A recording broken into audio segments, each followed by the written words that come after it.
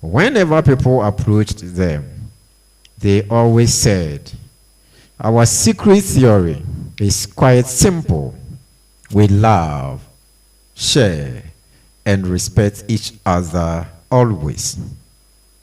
With these three things, other things like knowledge, understanding, and encouragement eventually come along. In spite of the happy marriage they had, Mr. and Mrs. Blessed did not have any child. Yet, they did not allow that to sit on their happiness. After 10 years of being without a child, the relative of both families began to mount pressure on them. Some of the relatives of the man secretly advised him to divorce his wife and marry a woman who can give him children. But he never heeded to the advice. The relatives of the woman also advised her to consult a witch doctor in the village for help, but she also refused. This happy couple were devout believers and were determined not to compromise their godly values and beliefs. Whenever any family relatives confronted them with the issue of having children, they responded, "Leave us alone. Children are gifts from God and a byproduct of marriage. At the appointed time, God will bless us with our own children. They will be very great, and they will bring Hannah not only to our village, but to the entire nation. No matter how long it takes, we know we will have a great children before we check out of this world." When relatives and friends saw that Mr. and Mrs. Blessed were not prepared to heed to the advice, they left them alone as they were told. They became the talk of the village, and people said all sorts of things against them. But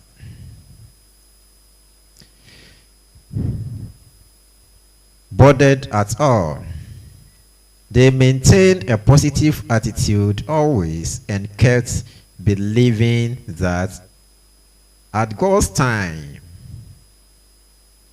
they will have children. After several years of being without any child, Mrs. Blessings finally became pregnant in their 20th year of marriage and gave the birth to twins, 2 boys. What a great joy it was for everyone who heard the news in the village. Even the accusers started rejoicing with them for the birth of their children after 19 years of being without any child.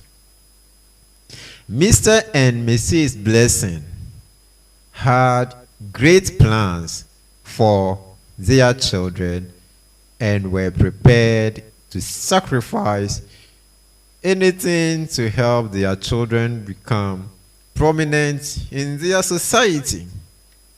Although they were not financially sound, they believed that their children were going to be very rich in future.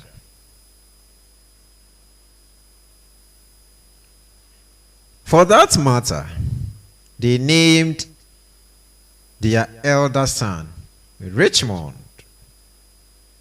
Blessed, and the younger one Richard, Blessed. Both of them have rich in their names.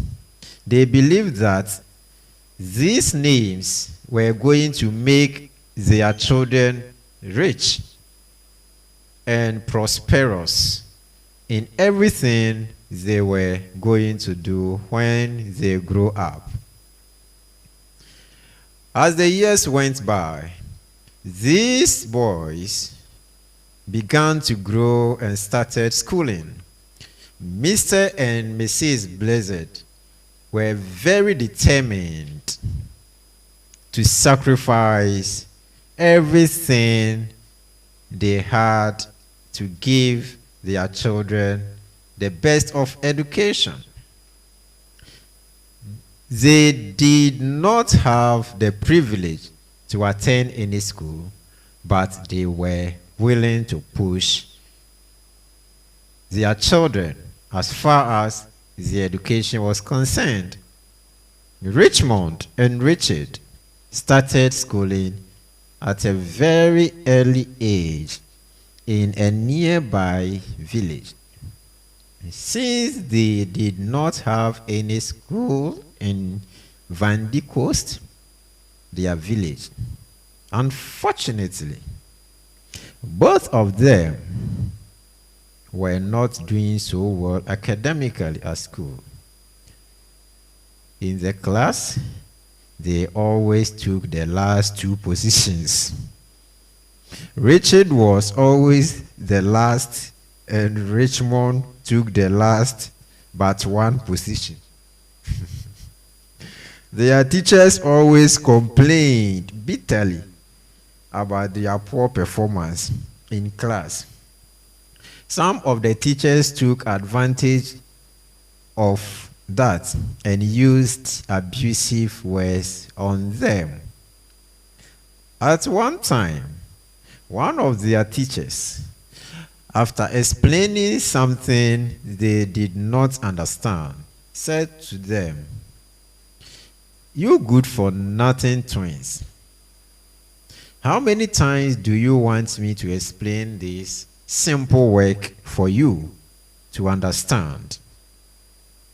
Your parents are only wasting their money by bringing you to school. You'd better join them in their fishing business. You are only wasting their time over here." These words really hurt Richmond and Richard, but they never uttered any word. They kept within them and informed their parents about all what the teacher said to them without they got home. Their parents, in response, encouraged them not to bother about the hurting words they hear from both teachers and students. They encouraged them to learn hard and focus on what they wanted to achieve in future, rather than focusing on abusive words of their teachers and classmates. The following day, they went to school, and when a class test was conducted, they both performed badly. The teacher who conducted the class test was mad at their performance. So he started insulting them. As if that was not enough, some of the students also began to tease and ridicule these twins after the teacher left the class. As the student teased them, Richard placed his head on the table and wept bitterly within him. He then decided that he was never going to step into the school again. When they got home that evening, he told his parents about his decision to stop the school. Mr. and Mrs. Blessed were very disturbed and disappointed to hear what Richard told them. But they encouraged him not to stop. They told Richard that they were prepared to take him to another school if he did not want to continue there.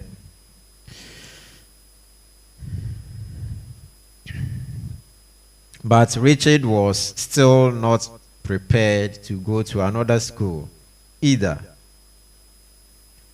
Because of the humiliation and embarrassment he had had in the hands of both teachers and students, Richard told his parents that he would like to learn a trade rather than go back to the classroom where teachers will insult him and students will also tease him. Every advice given to Richard to go back to school fell on deaf. In spite of the embarrassment they went through, Richmond was determined to stay in school and overcome that challenge. What really inspired him to work very hard at school was due to a story he was told by one of his teachers, Mr. Kwanzaa. When the teacher heard that Richard had stopped the school, he called Richmond and advised him not to join his brother at home. He told Richmond about how one of his own students, who was the least in the class, became the best student before leaving the school. Mr. Kwanzaa, after narrating his inspiring story, said to Richmond, "You can also make it. If the least performing student in one of my class was able to become the best student, then there is hope for your future. You can also become the best student in your class if you put your mind to it." After hearing these encouraging words from the teacher, Richmond asked, "How can this be, and what should I do in order to achieve this?" "It's simple," the teacher replied.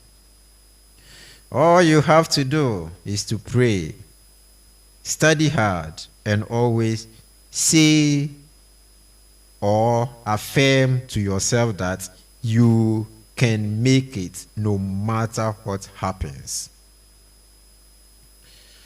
Richmond was very pleased and encouraged by the inspiring words of Mr. Kwanzaa, but his worry was the way his own classmates castigated and mocked at his abysmal performance in class. So he asked Mr. Kwanzaa how he could get over their castigations and mockery. Mr. Kwanzaa said to Richmond, "My dear, never mind what people say or think about you. It's not what people say or think about you that matter.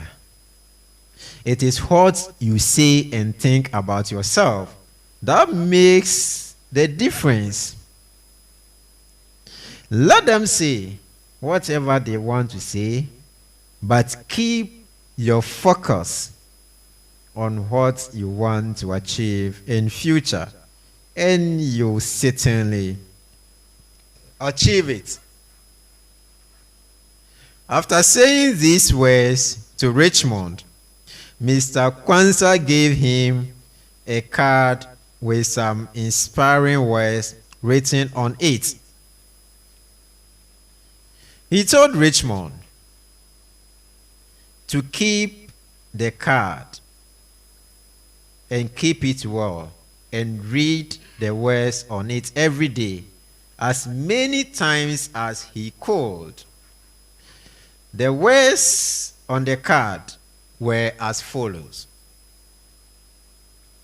"If you think you are beaten, you are. If you think you dare not, you don't. If you like to win, but you think you can't, it is almost certain you won't. If you think you will lose, you have lost. For out in the world we find success begins with a person's will. It's all in the state of mind. If you think you are outclassed, you are. You have got to think high to rise. You've got to be sure of yourself before you can win a prize. Life is battle. Don't always go. To the strongest woman or man, but sooner or later, if you are going to win, you have to think you can." Richmond was so much inspired by the words on the card. He thanked Mr. Kwanzaa and everything he shared with him. When Richmond got home, he told his parents about everything Mr. Kwanzaa shared with him. Mr. and Mrs. Blessed were so much pleased. So the following day, they went to the school and thanked Mr. Kwanzaa for advising and showing concern about the well-being of their child. Richmond took everything the teacher told him to heart and started putting them into practice. Every morning, he prayed and said to himself, "I can make it. No matter what happens." Besides, he studied hard both at home and at school, and the result was phenomenal. He started excelling in class and even became better than some of his mates who used to mock at him. One day, when he went to school, he went straight to Mr. Kwanzaa and told him about how fast he was improving in his academic work. Mr. Kwanzaa was very glad to hear that from Richmond. So he said to him, "Richmond, tell me what you want to become in future." Richmond smiled and said to Mr. Kwanzaa, "Sir, I want to become a president of Wonderland." Mr. Kwanzaa, in response, said, "Wonderful. That's a great dream. Indeed, you can become the president of Wonderland. You know, nothing great was ever achieved without people having great dreams. And as they work on their dreams with great determination, they always achieve it. You were born to be great. So if you want to become the president of Wonderland, you can achieve it. Now, when you wake up every morning, affirm to yourself, I am the president of Wonderland. And no matter what happens, I know my dream will be fulfilled." Mr. Kwanzaa added, "As you make this affirmation, work hard on this dream, and you will surely achieve it." Richmond befriended his books and studied hard just to achieve his dream in future. Amazingly, Richmond became the best student in the class when he got to his final year in the school. And now, those who used to mock at him came and asked for his assistance whenever they didn't understand any lesson. It is interesting to hear that Richmond maintained his position as the best student in school before leaving the school, as it reflected in the results of their final examinations. It is amazing that Richmond had distinctions in all the subjects he wrote. As a result of that, he gained a scholarship to further his education in Wonderland's premier university, located in the Beauty City. Because of his dream of becoming a president in future, he chose to study law. When the time came for Richmond to move to the university, he went to Mr. Kwanzaa and thanked him for inspiring him to get to that far. Mr. Kwanzaa said to him, "I am very proud of you. Now, as you go to the university, always keep your focus on what you want to achieve. Don't be carried away by city life.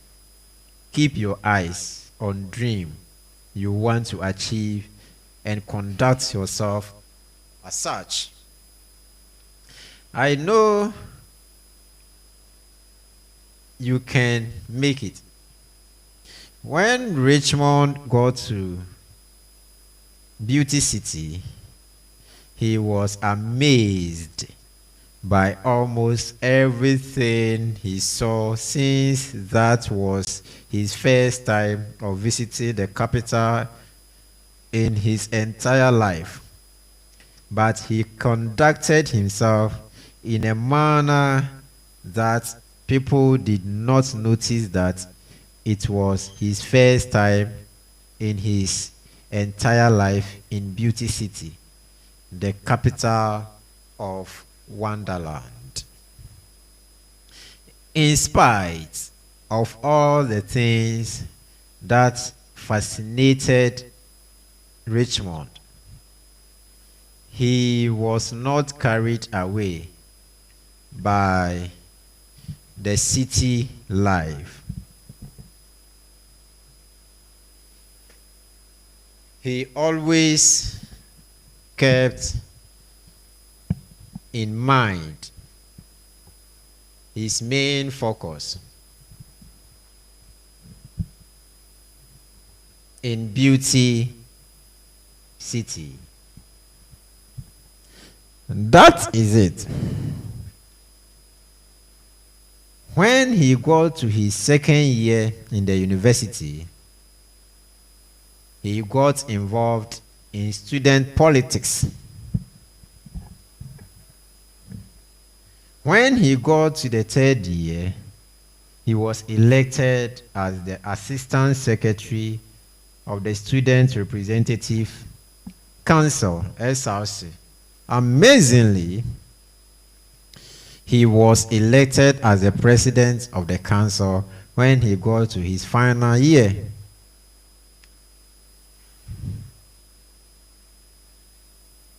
Now,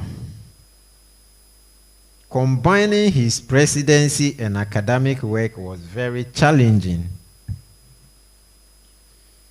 but he worked hard and achieved so many things during his tenure of office as the president of the SRC, and the students were very pleased with his work.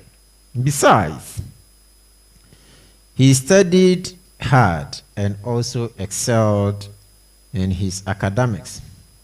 After Richmond completed his university education, he had a nice job in a law firm in Beauty City. He was provided with a car and a house.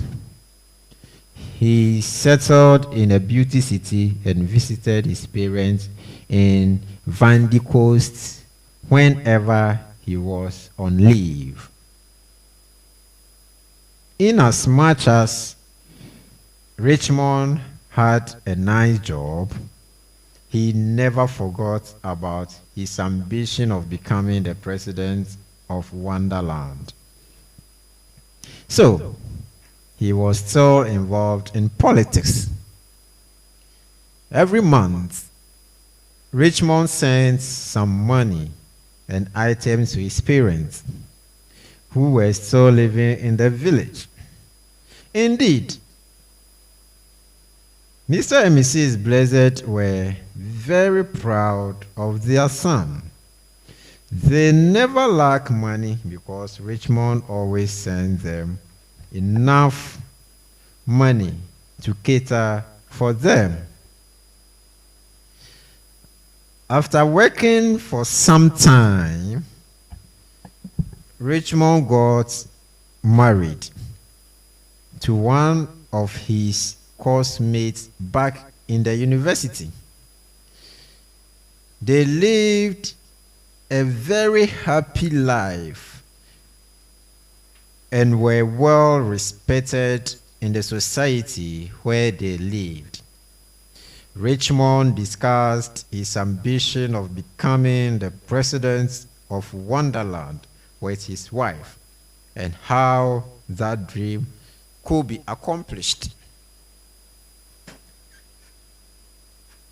Richmond filed to be the flag bearer of the political party in which he was. He contested that position with 8 other members of the party.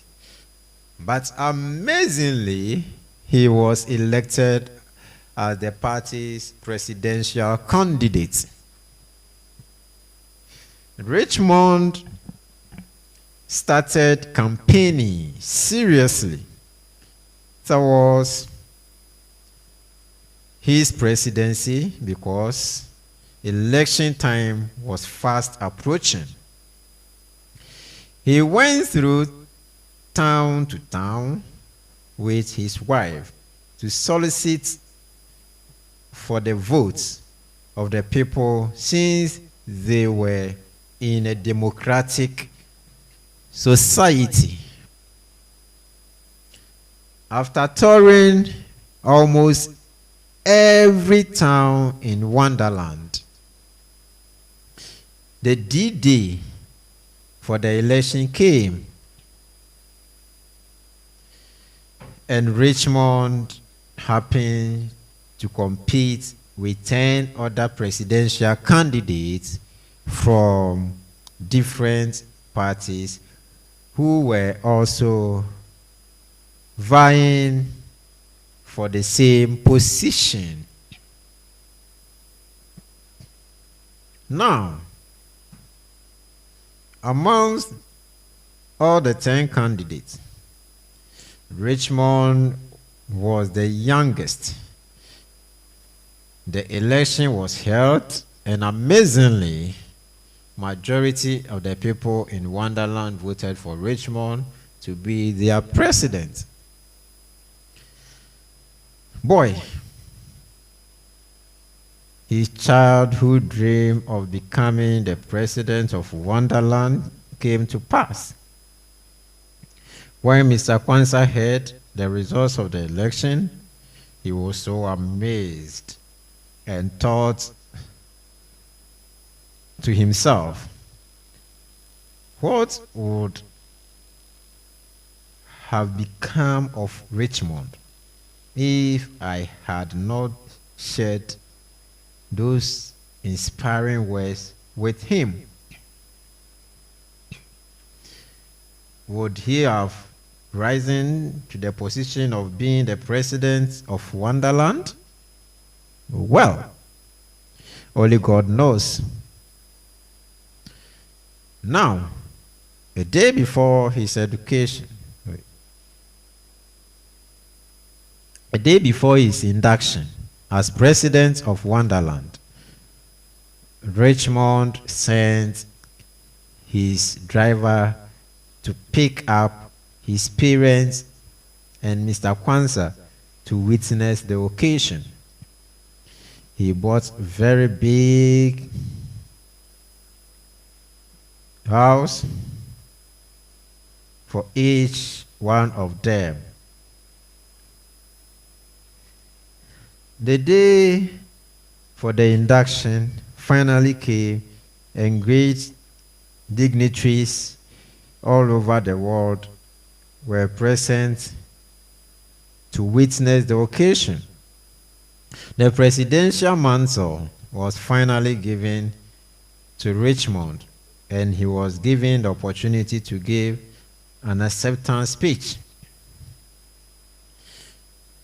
In his acceptance speech, the first thing he said was,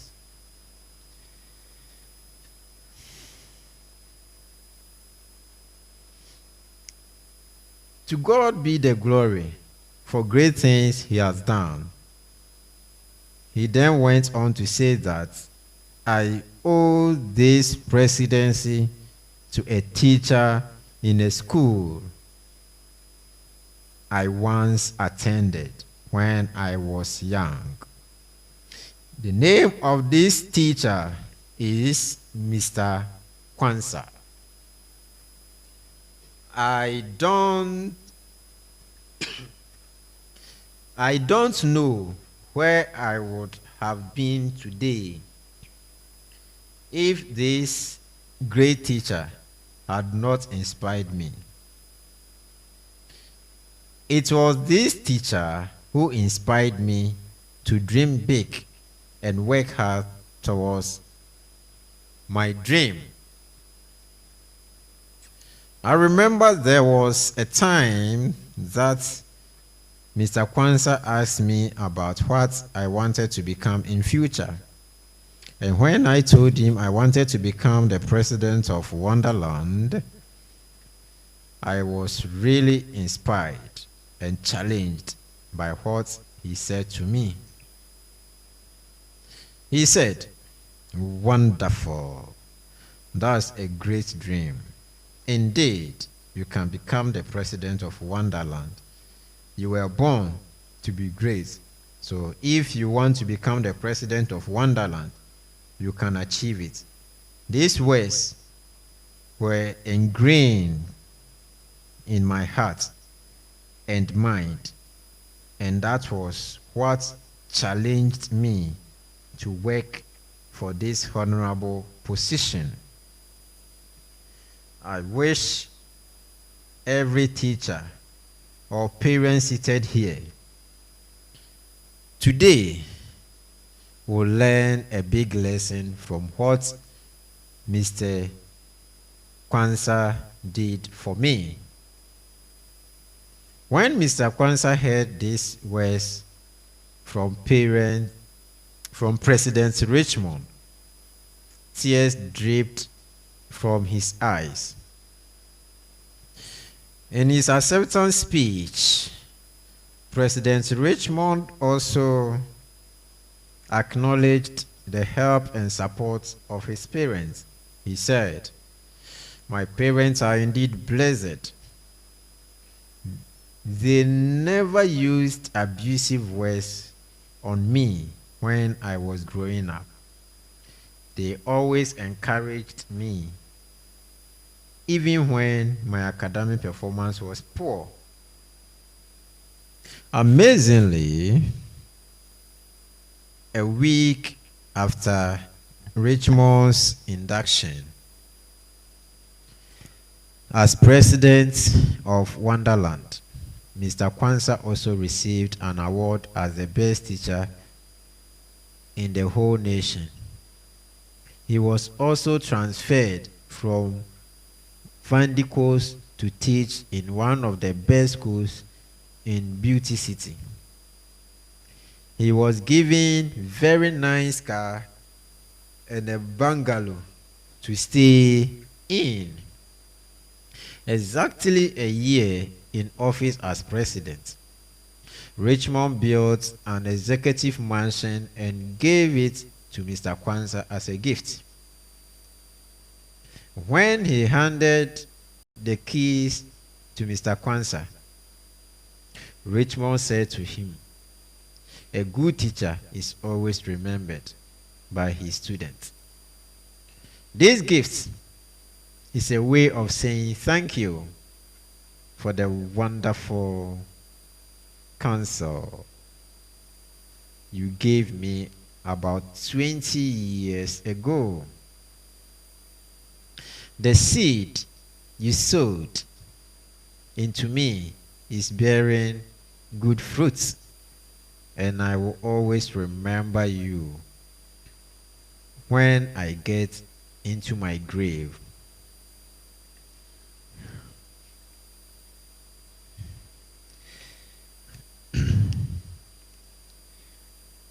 Have faith in God. If you desire to be great and make a significant difference with your life, then you must have faith in God. With faith in God, you will not stagger when things are not going well as you desire.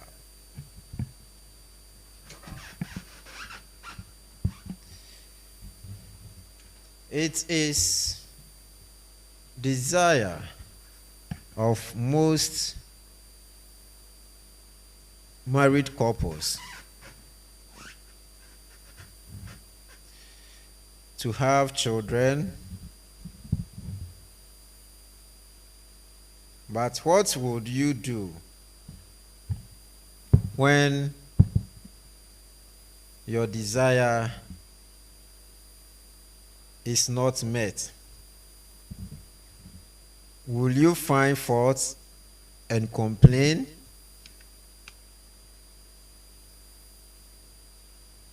Bitterly? Or will you trust God to meet your desires at the appointed time?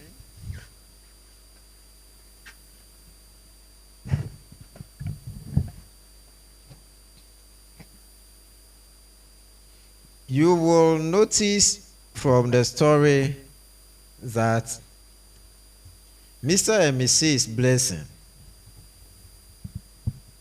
trusted God even when their family relatives pressured them to compromise their godly values and beliefs.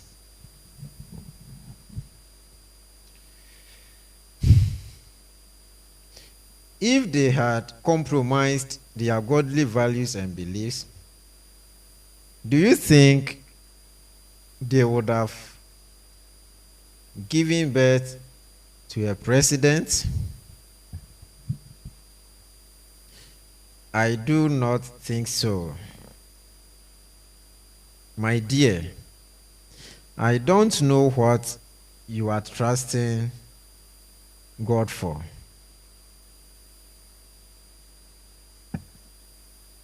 But I do know that God will never disappoint you if you have faith in Him. No matter your age, gender, color, or location, I want you to understand that if you have faith in God, nothing shall be impossible for you.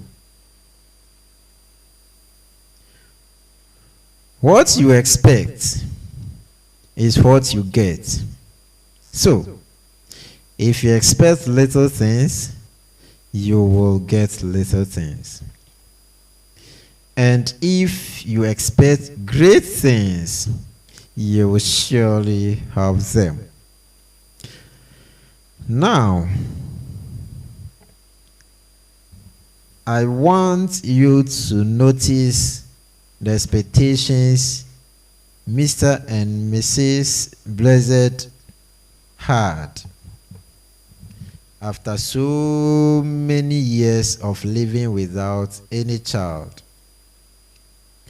When the family relatives confronted them with the issue of having children, they said to them, "Leave us alone. At the appointed time, God will bless us with our own children. They will be very great, and they will bring honor, not only to our village, but to the entire nation." These words indicate that Mr. and Mrs. Blessed expected their children to be great even when they had no child. No wonder their son became a president.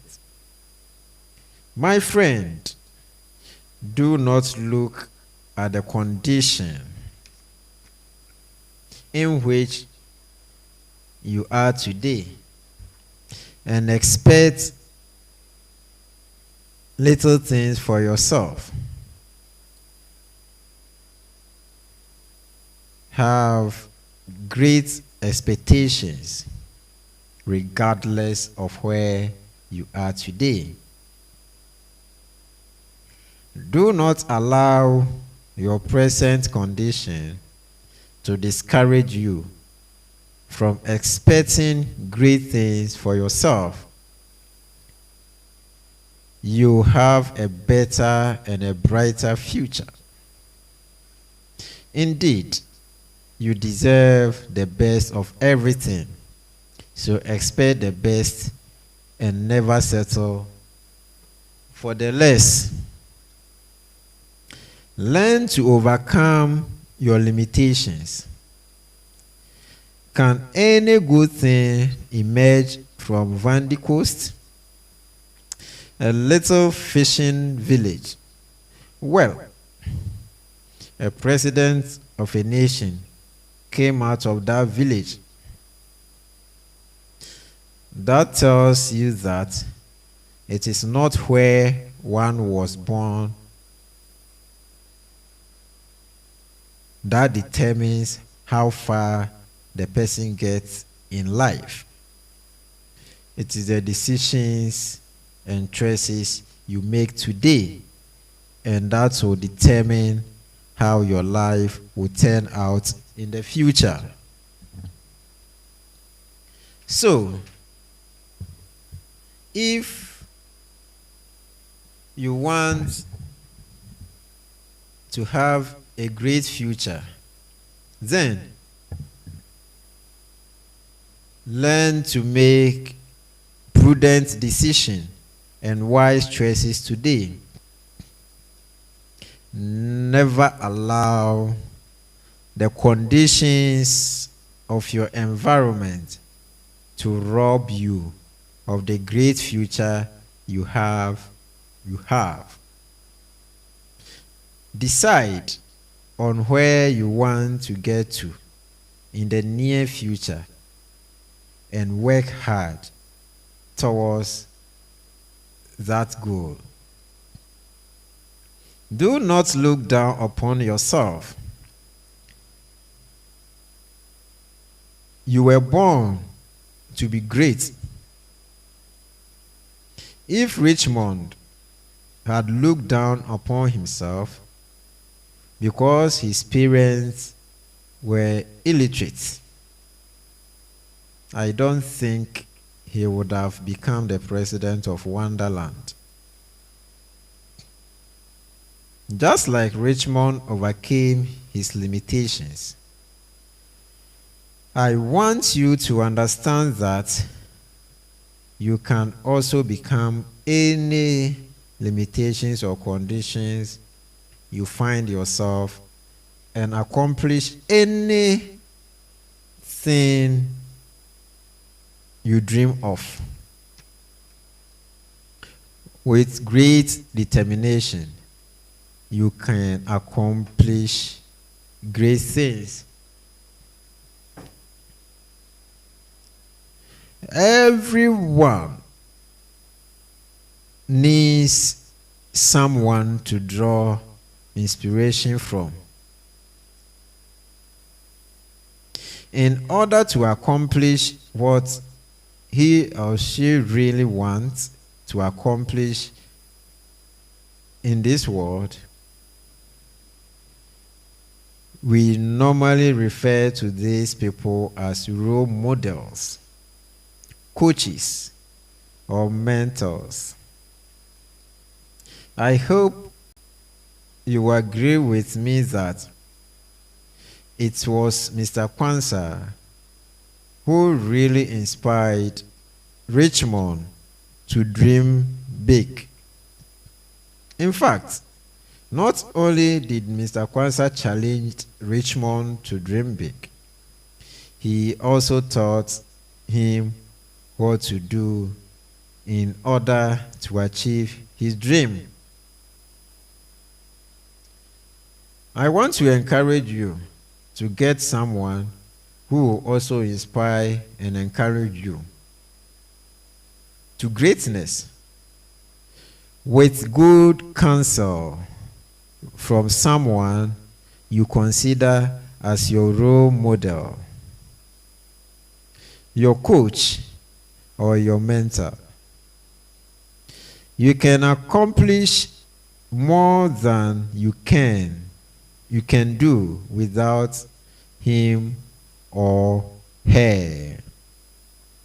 Because no matter how skillful a footballer is, he still needs a coach to guide him. And no matter how intelligent a student is, he also needs a teacher to teach him certain things. So, no matter how talented, intelligent you are, you still need someone to guide, inspire, and challenge you to be the best at whatever you may be engaged in. Pursue a course that can help you to achieve your dreams. The course you pursue in life determines what you become. When you go to school and pursue medicine as a course, you will become a medical doctor. On the other hand, when you pursue an engineering course, you will become an engineer. Richmond chose to study law in the university because it was going to help him to accomplish his dream of becoming a president. That is not to say that you cannot become a president of a nation without studying law. I want to encourage you, before you pursue any course, make sure that course is going to help you to achieve your dreams. If your dream is to become a doctor, then go and pursue a course that will help you achieve that. Now, never pursue a course you do not like, because it will only rob you of your joy and fulfillment. In this world, no matter the amount of money you can make from it. After deciding on the course you want to pursue, you must learn to be focused. There are so many things that can distract you from achieving your dreams. But if you are focused, nothing can stop you from achieving it. Richmond achieved his dream of becoming the president of Wonderland because he was very focused. He was mocked, insulted in those days when he was not good in class. But that did not discourage him from pursuing what he wanted to achieve. Now, just like they did to Richmond, people are going to insult and mock at you whenever you start pursuing any great cause. But do not allow that to stop you from reaching your dreams. If you are focused and determined, absolutely nothing can stop you from achieving anything you dream of. Stay or affirm what you want. It is one of the universal laws of this worse in the world. That's what you say or affirm to yourself is exactly what you get. Therefore, when you say good and positive things, your experience will also be good and positive. On the other hand, when you say or confess negative things, then guess what? Your life will be full of negative things. Believe Mr. Kwanzaa knew this law. That was why he advised Richmond to be saying positive things to himself always. At a point in time, when Richmond told him he wanted to become the president of Wonderland, he told him to affirm to it, "I am the president of Wonderland. And no matter what happens, I know my dream will be fulfilled." Isn't it wonderful that what Richmond was taught to affirm to himself every day came to pass? Well, I want you to know that these things work. Whatever you say to yourself, be it negative or positive, will surely come to pass. I would encourage you to develop the habit of saying only positive things to yourself.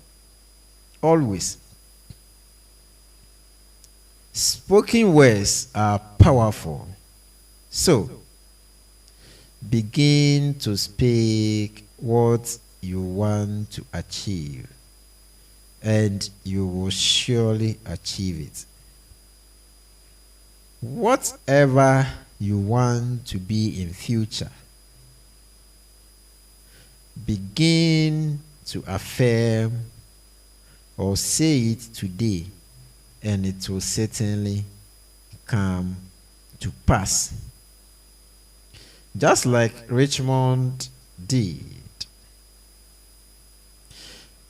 Tell yourself you will succeed no matter what happens, and you will surely succeed. My friend, you are destined to succeed. So, begin to affirm it from today onwards. 8. Learn to be grateful. Whenever someone does any good thing for you, you must learn to express your self-appreciation to him or her. Gratitude is what motivates people to give out their best services to others. Gratitude puts people off when helping others to second time.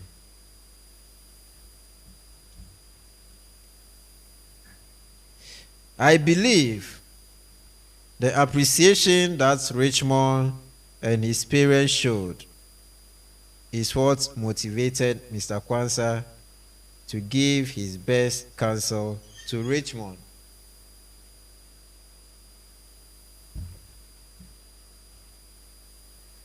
How many parents often go and thank a teacher for the good counsel they give to their children? Only a few, but that should not be the case. We must learn to appreciate what anyone does for us, for our children. Do you know the reason why Richmond built an executive mansion and gave it to Mr. Kwanzaa as a gift? Because his parents taught him the value of gratitude when he was a child. As the book of Proverbs says, train up a child in the way he should go, and when he is old, he will not depart from it. Never live an ungrateful life. Appreciate what people do for you, no matter how little it may seem. When you do this, it will encourage many people to come to your aid whenever you need their help. So, learn to develop an attitude of gratitude today. 9. A message to parents and teachers. Parents and teachers have great responsibility to bear if we want our children or students to become great in future. From the story, you discover that Richmond received a tremendous support from both his parents and teacher before he was able to achieve his childhood dream. Now, one thing every parent or teacher can do to help their children or students respectively is to learn to encourage. When people are encouraged to do something, they often give out their best. But when they are insulted or discouraged because of their poor performance, they tend to lose their self-esteem and self-confidence.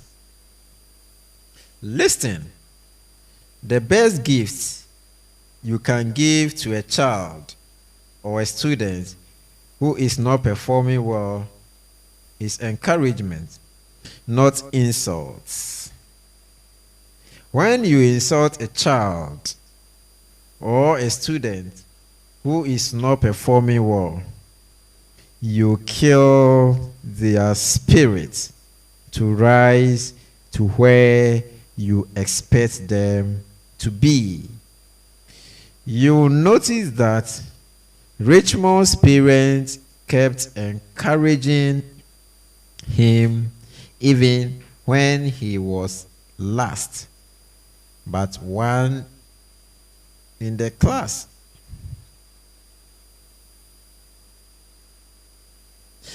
You also notice that the reason why Richmond stopped schooling was because of insults some of the teachers kept pouring on him for his weak performance. Question: do you think Richard would have stopped schooling if the teachers who kept insulting him had encouraged him of a better performance? Not at all. Watch what you say to your child or student, because your word can either encourage that child or student to a better future, or demoralize him or her from striving to be great. 10. Never give up on your dreams. What do you want to become in the near future? What would you like to accomplish with your life? Where are you today? And what are you doing to accomplish your dreams? I do not know where you are today. I do not know the kind of challenges or condition in which you find yourself either. But one thing I know is that no matter the condition or challenges you may be going through today, you can still accomplish your dreams. Never give up on your dreams, because you can turn them into reality. Regardless of your age, location, academic performance, or family background, you can still achieve something great with your life. So, never look down upon yourself. I want you to understand that nothing great was ever achieved without great men or women, and people becoming great men and women only if they are determined to be so. You were born to be great, so never give up on your dreams. With determination, focus, discipline, and prayers, you can achieve whatever you dream of. Yes, you have the power to turn all your wonderful dreams into reality.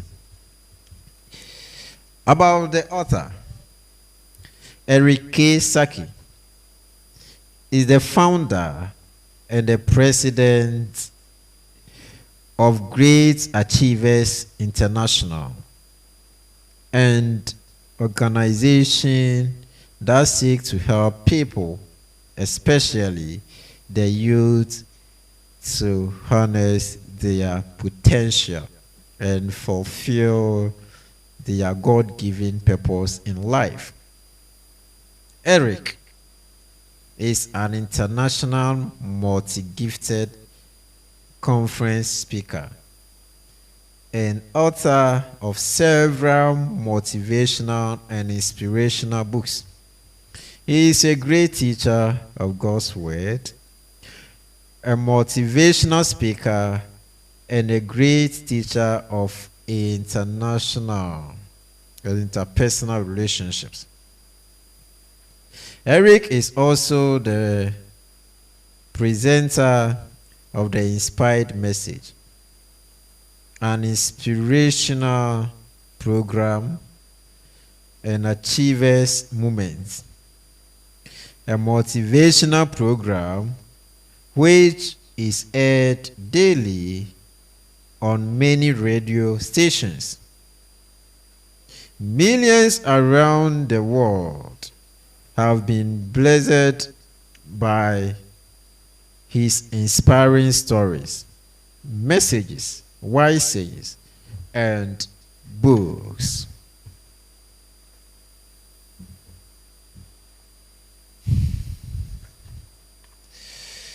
Continuing with a book by title National Drama Festival.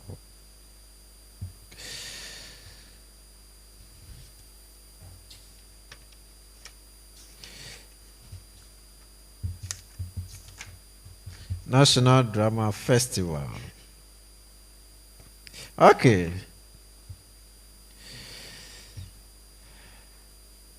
Cast. Obu, unemployed graduate. Abentu works at the ministries. Olu, the only survivor from Bobolongo. Mudada, friend and colleague minister of Horn Colony.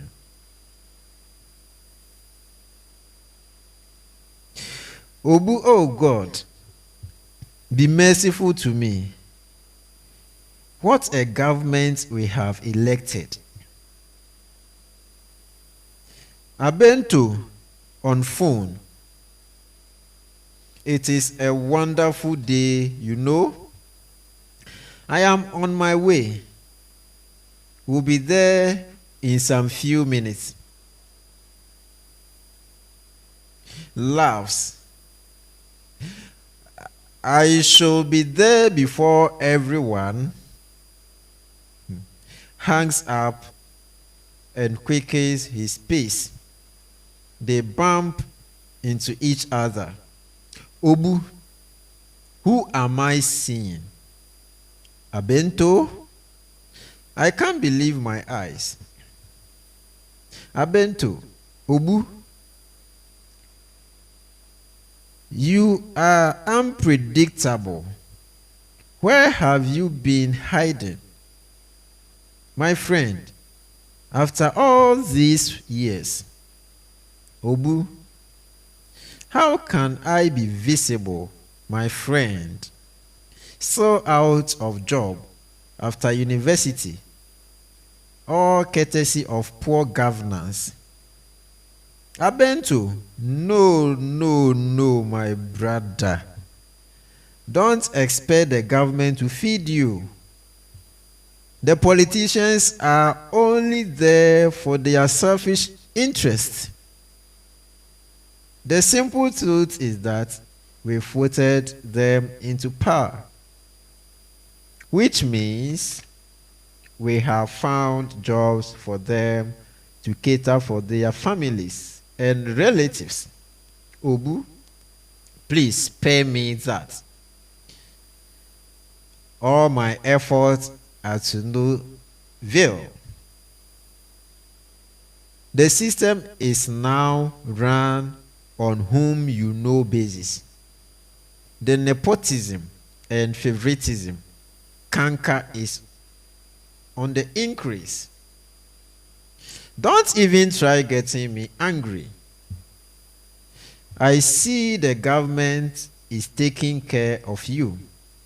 Abento, please don't go there at all. You are just lazy. Angrily, you dare call me lazy? You will see other side of me. Let me warn you that the butterfly has wings doesn't mean it can fly as high as a bird. What impudence! Moving towards him, Abento, aggressively. You think you are a man now? Laughing. You have also stepped on the tail of a lion. We shall. Moving towards him, Olu enters. He is in his early 40s, a well-built figure. He is weak, beaten, and very dirty with blood all over him. He can barely talk and walk, shouting in pain, "Help! Help me! Help!" Obu turns to the man. Abento turns in fear. Obu rushed to the man with pity. Who are you? Who did this to you? What happened to you? Obu, be careful. You don't touch the man. Who knows? Um, um, um, I am from Bobolongo. It doesn't answer our question. What happened to you? They helped him up. It all started when light fade, flash back. My brothers, the rate at which prices of goods are soaring is too scary. It is very difficult to make ends meet. Of late, life is unbearable now in Bobolombo. We are all to be blamed. Instead of electing the right man to govern us, we bluntly and stupidly chose this corrupt, greedy, selfish brat. Don't say that. There is no need crying over spilled milk. What we need now is the way forward. I mean, how to get ourselves and the country out of this mess. Angry. Shut up. Chipo. What do you know about politics? Don't insult him. Poker. What do you have in mind about this issue? The president is not democratic. Thus, the welfare of the country and its people are not his concern or priority. In fact, I took it all for good intention, knowing and hoping so well that the president was the right man to help stabilize and bring development to this country, only for him and his government to throw dust into our eyes. Yes, I saw it. I saw it coming, and I can't deceive myself. The children are gripped with fear now. There are no jobs for the people. Healthcare delivery is very poor. There is absolutely nothing working in Bobolongo under this government. There should be a way out. Someone has come to our rescue. Who is that someone? You can also step up. Gentlemen, please, let's not tear at each other's throat here. I woke up and said that I wasn't going to sit down and fold my arms and let myself be pushed out of my rightful place of prominence. We can't sit as if we are all right. This is what I will suggest. If you want peace, go for war. Mundada, that is very true. We have to gather the people and make them understand the awful nature and deeds of the incumbent government and our plans to help impeach the government. Tipo, it's high time we stopped pretending nothing is happening when in fact we are in crisis. Please, let's stop playing the ostrich and act now, because time and tide wait for no man. It's time for action. It must be now. Booker, I will mobilize the youth and the people. Consider it done. Talking with joy and eagerness as they leave stage. Bonsi, I know the meal is not enough. Don't cry. Please, drink plenty of water. Offering him water. Your father will be back soon from hunting expedition, and I will prepare your favorite.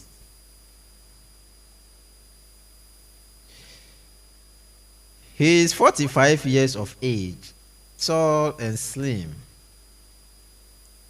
He has a cutlass in his right hand and a gun hanging from the shoulder. He looked angry, devastated, and worried. Oh, Daddy is here. My dear husband, how did it go with the expedition today? It's you I'm waiting for, so I can start preparing supper. Bonsi, is the same today too? Not even rats. The animals are also affected by this hardship imposed on us by the government. They are equally hungry, just like us here in our own country. Don't worry though. I will see my friend Asu. His hunting was successful. I will talk to him to get us something small for supper. Bonsi, life is becoming unbearable now. No amount of money is sufficient to purchase foodstuffs from the market. Things are hard and the animals are running away. This has never happened to my husband since he started hunting. She takes the cutlass and gun from the man into the room. She returns shortly. Dema, let's keep our fingers crossed and hope for better times. Let me go and see Aso. I will be back soon. Bonsi, please come early when you get something. Dema, I will, my dear.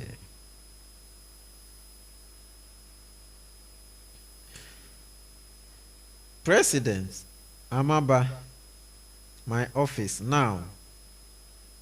Amaba enters. She drops some documents on the table. Amaba, Your Excellency.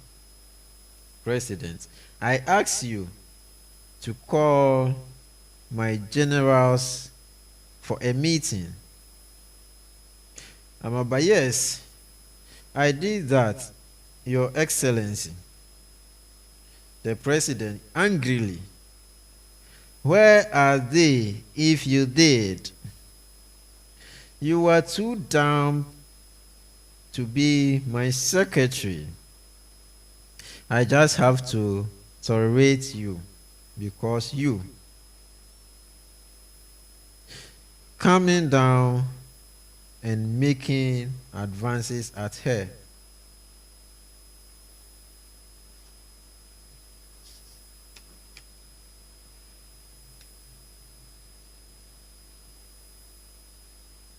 General Secretary, Your Excellency, President, my good friend, how are you? I thought my secretary didn't call you. She did. I'm here now. Good afternoon, Your Excellency. Yes, you are the man we were expecting. You are welcome, gentlemen. It's been a while, Commander. I guess this meeting can start. First, I would take this time to congratulate you. I like the way you are helping to secure peace and tranquility in the country. Our focus is on everything. Everything is on course. We are on course. Your Excellency, the people are complaining bitterly about the way the economy is being run. They say you are a dictator who is managing the affairs of the economy. Why worry so much, my friend? The economy is as good as it can be. Don't worry about the people who do not appreciate anything you do for them, but only complain and sabotage the government.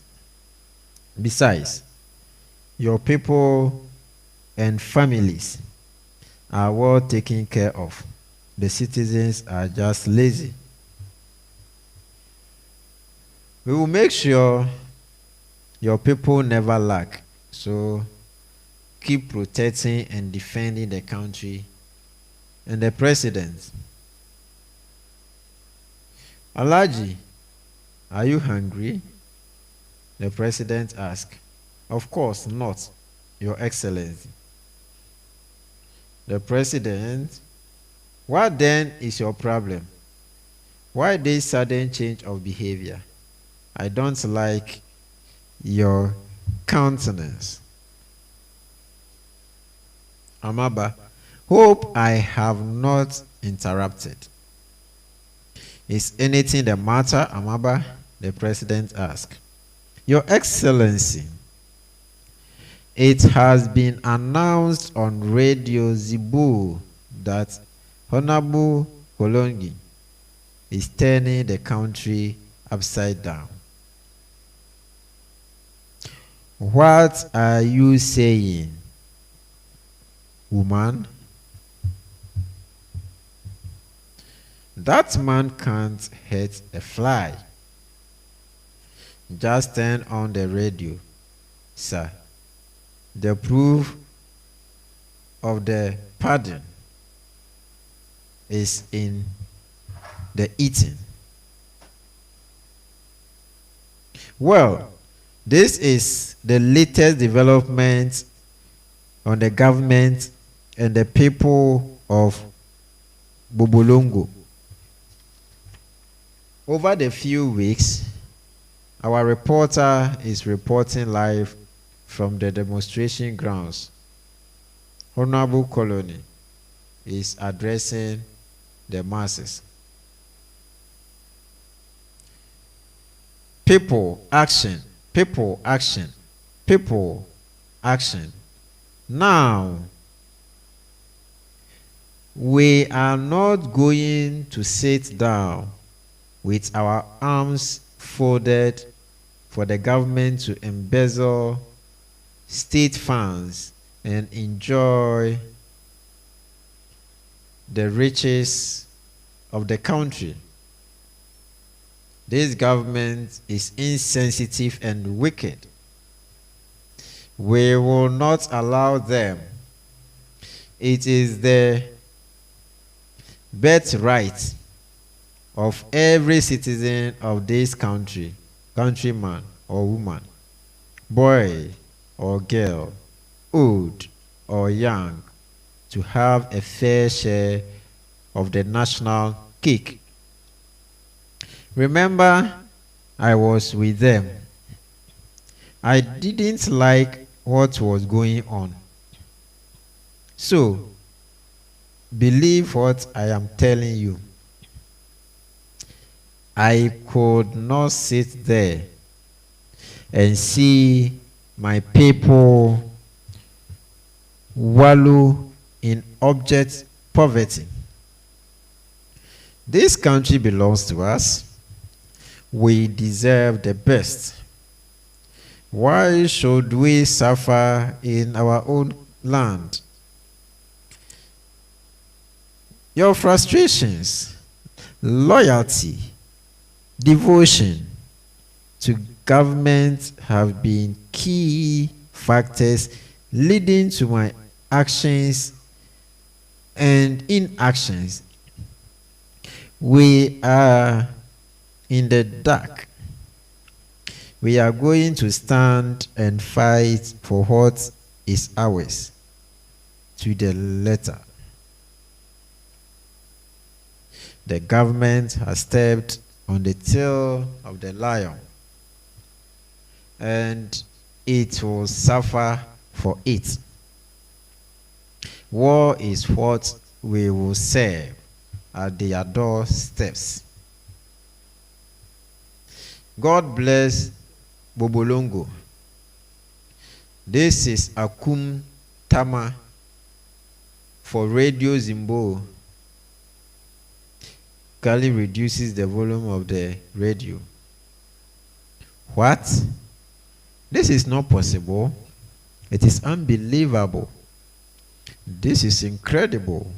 Imagine how it will sound if people suddenly begin to hear that the president and government of Bobolongo can no longer suppress the people, all because my own right hand man is leading the masses to overthrow me. Such impudence. The cheek of it, you heard that. Your Excellency, just give the order, and it will be done. Commander Tumpi said that. This man has beaten off more than he can chew. The General Okundugu, the president, very angry to the point of bursting. Now, I know the jealousy and incorrigible behavior of Honorable Kolongi. The traitor has over the years widened the narrow mindedness of the masses. He has indeed succeeded in brainwashing the people and instilling in them hatred for my administration.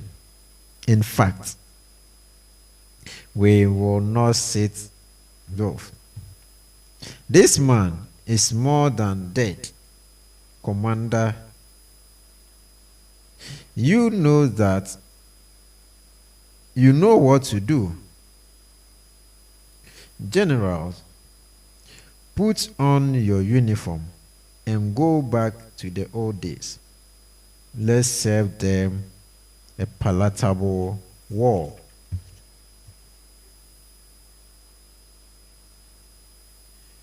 Gunshots can be heard in the background. People are wailing, running, war songs are being chanted.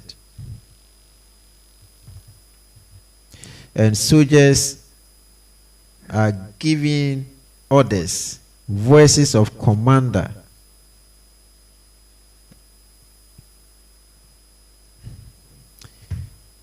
Men, yes, sir. The people have called for war. It is only a coward that runs from battle, and cowards die many times before their natural death. Mother Earth, open your bowels. You will have more blood to drink this day. Let's finish this. Finish them all. Yes, sir. Man. Light fade.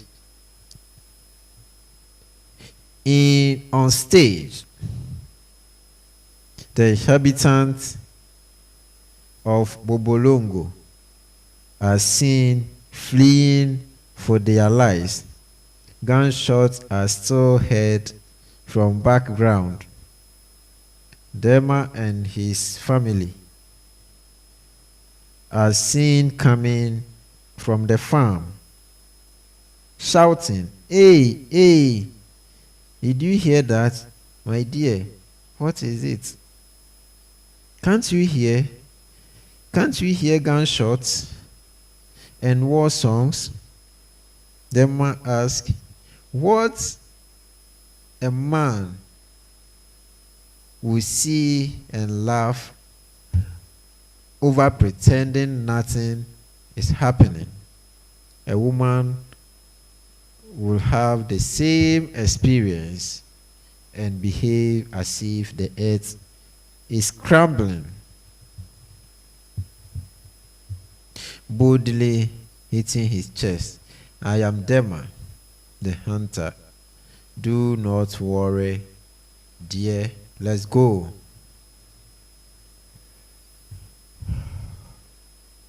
Commander Tompi and his army entered from DL. They bumped into the family. And what do we have here? Bomsi and child are frightened and run to hide behind them. "Where do you think you are going? With fear?" "Nowhere, sir." One of the men slaps him hard, and he drops to the ground. Laughing, "You want to play smart, right?" Runs to hold Dema. She starts to cry. "Please, have mercy." In a loud and angry voice, "Arrest them. I have a better idea. Kill them all." His men grab the family. "Let's deal with the woman first and see if the unborn child will like his new world." Bonsi cries louder. "We need absolute silence." Commanding, "Bring her. Bring her." "You are going to witness as we remove your child, and you will be free forever." They lay down Bonsi. Tombi takes out a knife from his pocket and slashes her open. The child is introduced into the world prematurely. Dema and his son crying loudly. a commander, man, that's watch on. Don't weep. They must weeping. I said, no noise. I see you are no man. Bring that fool here. I will show him how to keep quiet forever. The man is dragged to him, and with the same knife, he takes out Demas' tongue. Demas struggles very hard, but he is stabbed in the head with the knife. They begin their war song and exit. Say, what about the boy? Commander turns and shoots the child.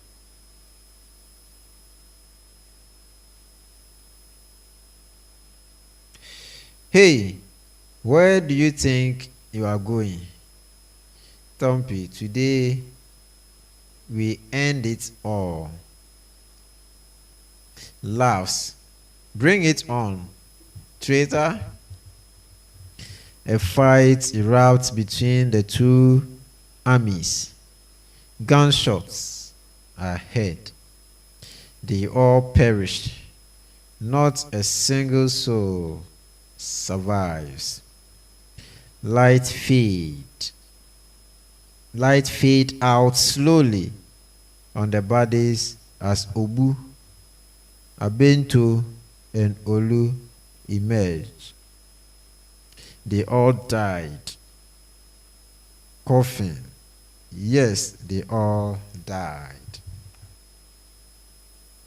So, what is the essence of fighting one another? Who has the mandate now? Who will rule the land? Such a pity.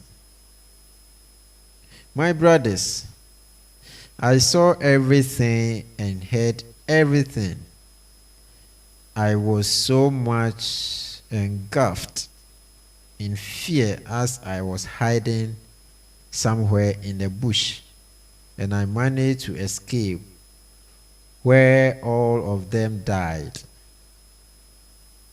As I speak now, the president and everybody in the country are dead and gone. All that we toiled and fought for is to no avail. The land that was once a home for the homeless is now a burial ground. This is what political intolerance has led to and can lead to in any society. There will, by all means, be diversity in our political views. Let's do our best and tolerate each other, and always remember that there is peace and tranquility in unity. Wawatu, I pray and hope you open your arms and receive me. I seek refuge in you and your people, crying as Obu and Abento console him, and they leave stage.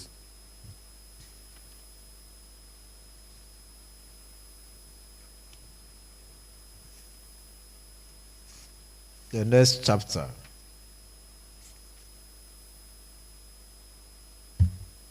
Afriye, Ajua Afriye, answers from within. Papa, get a chair and come. You, Papa. She brings a chair and comes to sit. Papa, Is everything all right? You look a bit disturbed.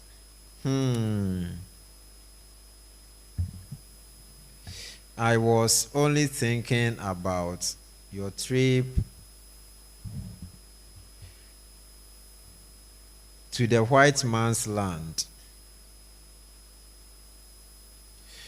What about that? Even though I will miss you very much, I am more worried about your students in the state.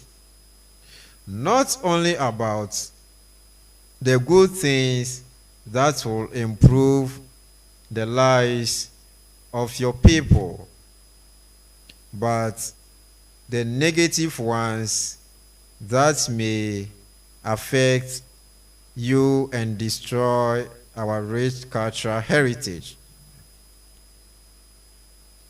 Hey, Grandpa, is that what you are thinking about? You know I won't adopt the white man's culture to bring disgrace to my family's name and shame to my country. I know, Afriye, I know, but remember that I've seen and experienced it all. Now, let me tell you a story about a certain man's journey that almost ruined his prestige as an American. Okay, Grandpa, I'm all ears. Long time ago, old man and Afriye freeze enter Benny and wife Sonia with their bags. Mommy, enter Oforiwa from room. She shouts, Mommy, come o, bra. Bunny is back, yo. Why is Oforiwa shouting like this? She sees Bunny. Bunny, oh, Bunny, my son, is this really you? Mommy is your son. They embraced each other as Sonia says at them. Oh, my son, I miss you so much. She hugs him again and suddenly realizes that he is not alone. Her mood changes as she drags her son aside. Bunny, who is she? Oh, Mommy, she is my wife. Wife? Hey! She screams, drawing Oforiwa's attention. Oforiwa goes towards them. Mommy, Bunny, what is it? Mafua weeping. Mawu, hey wife. It's nothing. I just told Mommy that the lady with me is my wife. And she started screaming. Go, get our bags and get her a room. Please excuse us. Oforiwa looks amazed, but goes to pick the bags, giving the lady a strange look and ushers her to a room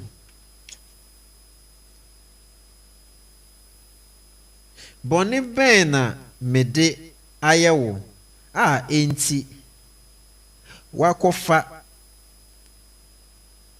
kɔhwe abaani wei se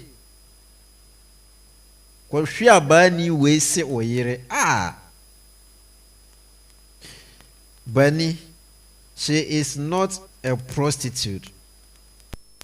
When I got to the United States, I had nowhere to stay. I knew no one. She was the only one who helped me. She gave me a place to stay, money, and helped me secure a job. Were it not for this lady,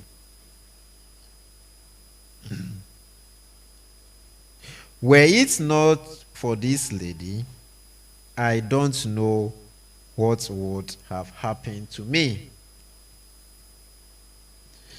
Hey, this kind of dressing looks like that of a prostitute. But where is she from?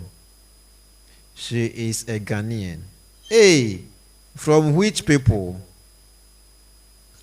And must she forget her culture and follow someone's fashion?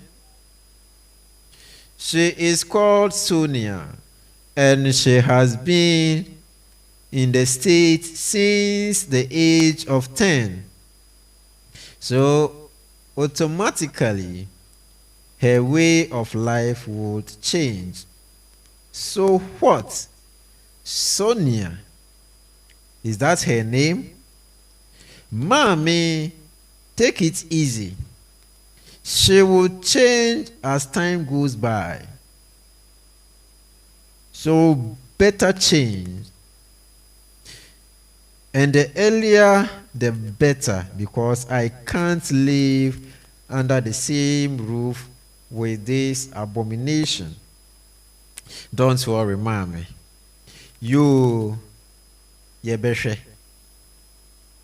Let me get you something to eat.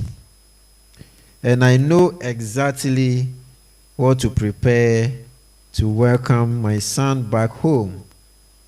Mommy, you are right. Oforiwa entered. Mommy, are you okay? I'm okay, my daughter. Please, help me in the kitchen. They leave for the kitchen and Bunny joins Sonia.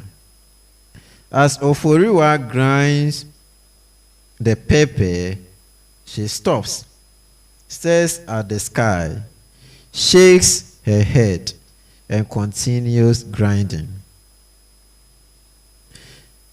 Comes to the kitchen with Sonia. Mommy, please, I want you to meet my wife, Sonia. Sonia, meet my lovely mom. And my only sister, Oforiwa.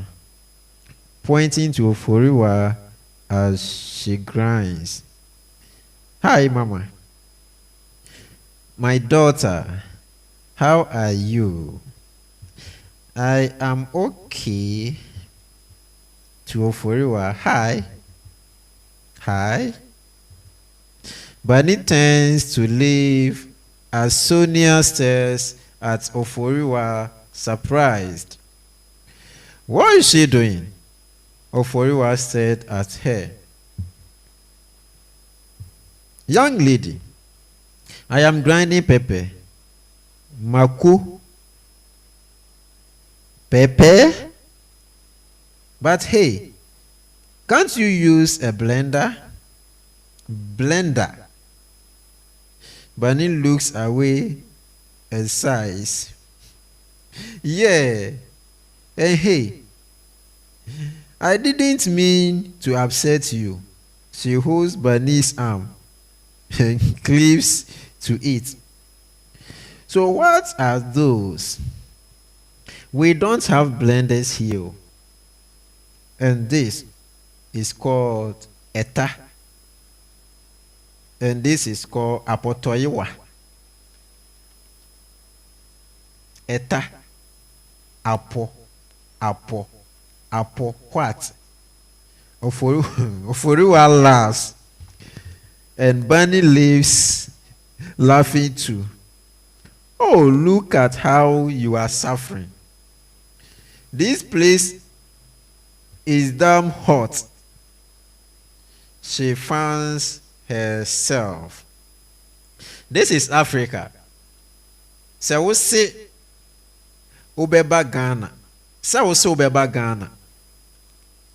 Thank God you were not sent to the northern region, Ghana's Sahara Desert. Where is Bunny?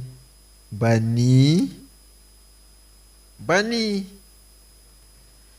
Your brother. Bunny is now Bunny. Hey, say I'm Puni.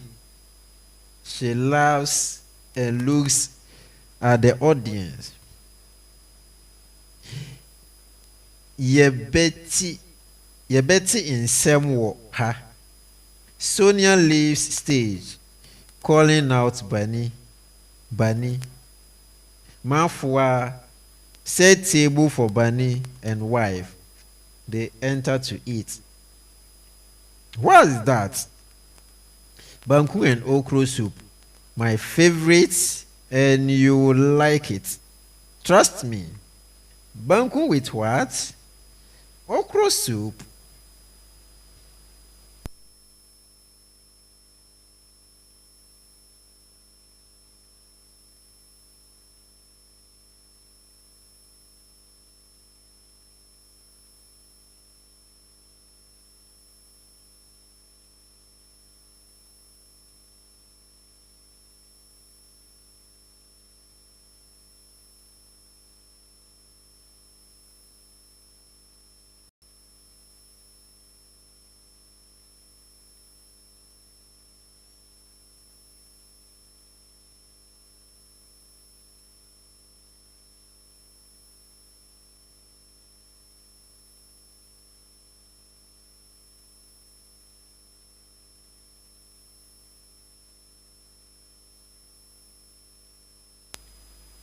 Okra soup. My favorite, and you will like it. Trust me. He starts eating. And he said, I'm going to like it. Yeah, really? Hey, I can't use my fingers to eat. Get me a spoon. Spoon? She nods. Oforiwa. Yes. Get me a spoon. Spoon? What for? You heard me right. Stop being inquisitive and get me the spoon. She brings the spoon and hides to watch. Oh gosh. Look, it's so slippery. Bunny continues to eat. Damn, look at that. Whoa. Yes, that is okra for you. Sonia thinks for a while and leaves the stage. She returns with a pair of scissors and tries to cut off the slime of the okra as Bunny eats. What are you doing? Bunny asks. I want to get it off. It's so lossy. That's how it is. One more of this and you will regret it. Okay, fine. Eat it. Native boy. She sits for some time. Darling, I want pizza with fruit shake. Hey, I'm sorry. You can't get that from anywhere in this vicinity. Don't forget, this is a village. No! What am I supposed to eat? This, of course. What? This? No! No, I can't. Then, I am sorry, my lady. You won't eat. Benny picks a crab, and Sonia quickly jumps from her seat. Jesus Christ! What the hell? Oh my gosh! That, darling, is a monster. You are eating a monster. Help! Help! What? Bunny asked. Will you shut up, Sonia? This is not a monster. It's a crab. Koto. A crab? It's a monster. We don't eat it. Oh, hell. She looks at it strangely and snatches the crab with a handkerchief. Well, someone's delicacy can be another man's poison. He gets up angrily towards Sonia. Sonia, give me my crab. They move in a circular way. I said, give me my crab. Mame, Oforiwa and mother rushed to the stage. What is it? She set her eyes on the crab in Oforiwa's hand. Ah, another monster. She snatches it from the hands of Oforiwa. Hey, what is the meaning of this? Mommy, she says the crab is a monster. Sonia, give me my crab. Monster? She asked. You won't eat this monster. Finally, she throws it away. Hey, abomination. My crab? She cries. Hey, Asemaba. She shakes her head and leaves. Old man and a free and freeze. Hey, Papa. So what happened next? Oh, may say, ufufuo na ore no mo ho enkwan. Papa, I'm just curious. Curiosity killed the cat. My daughter. Well, I'm not a cat. I'm a girl. Whatever. Let me continue. Old man and Afriye freeze. Oh gosh.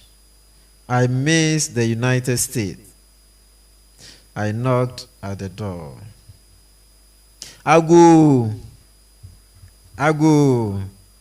What is that? Agu. Obiara niha. Some men and women enter.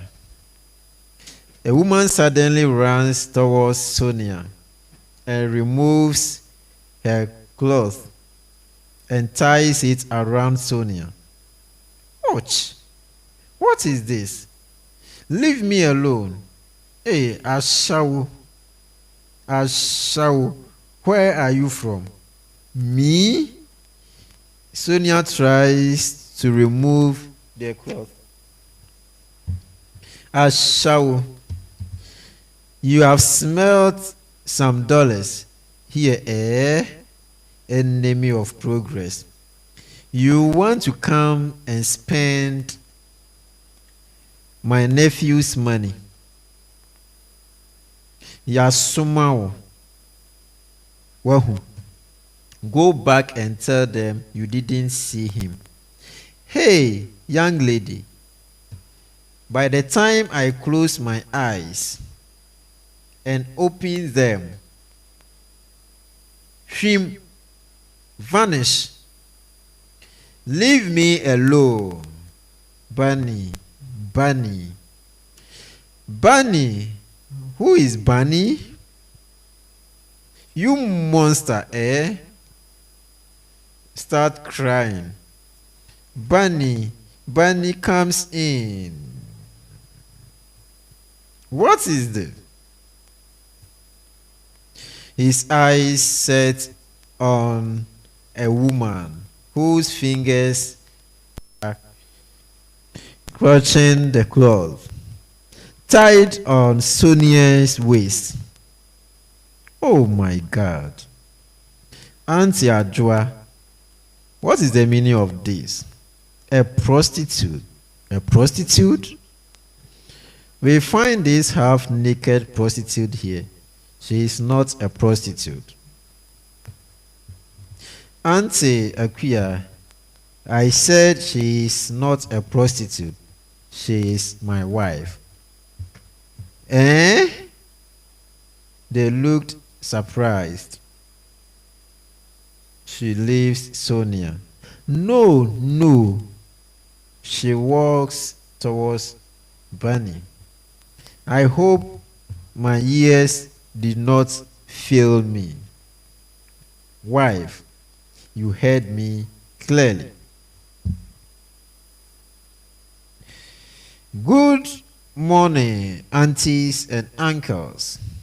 Look at her. Is this abomination what you call a wife? Mafua, he calls. Abina Mafua talks to Oforiwa. Call your mother for us. Yay! Mame comes with Oforiwa. My husbands, you are welcome. Adjoa and Akuya, you are welcome.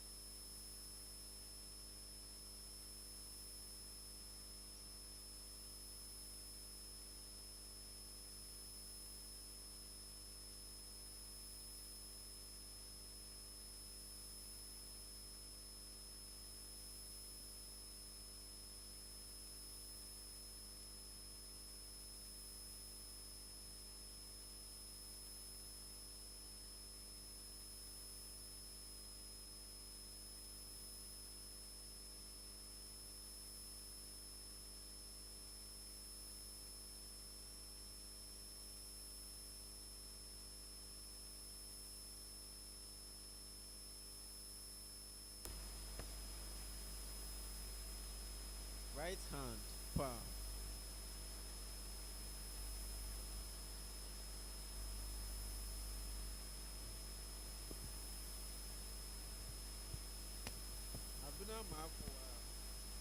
There is fire on the mountain. No rational man.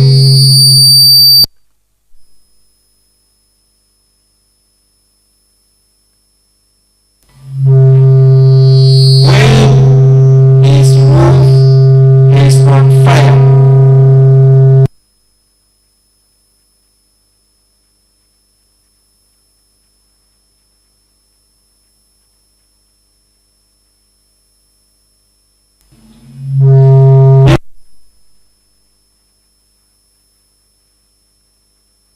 to interact.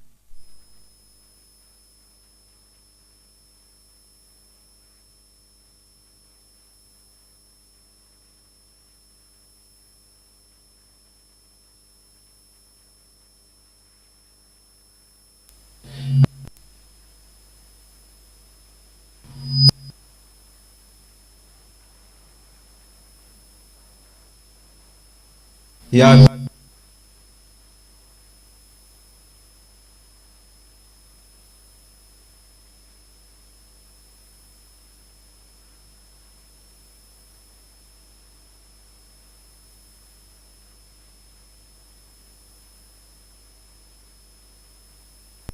The tradition, but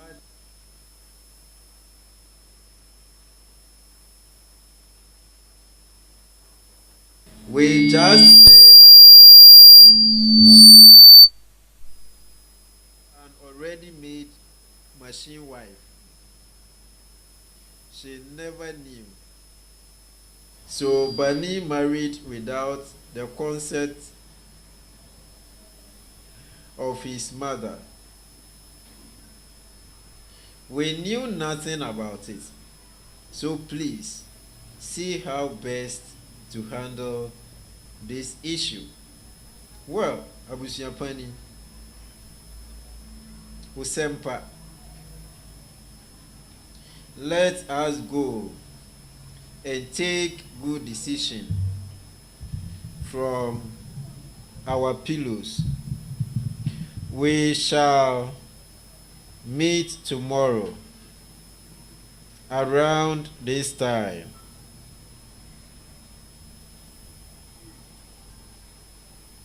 Idea with her arms folded on her chest. Enough of the embarrassment. I am leaving for the city. My son, take it easy. Everything did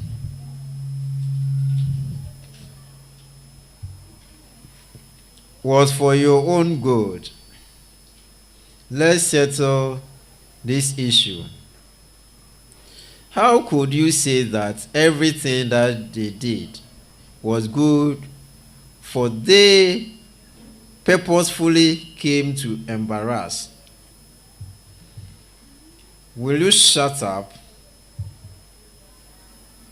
And will you shut up too? Mommy, as far as I know, there is nothing to settle, okay? There is something falling short here. Let me go. But the elders say they will. I have nothing to do with them. You know my house. You can pay me a visit. Bunny, wait. Bunny, wait. Bunny, can't you hear Mommy calling you? Mommy is okay. You have tried your best. Grandpa, so what happened next? Oh, Mary, wo mi fufu. Mary, wo mi fufu. Na ore no mo ho enkwan. Grandpa, I'm just curious. Curiosity killed the cat.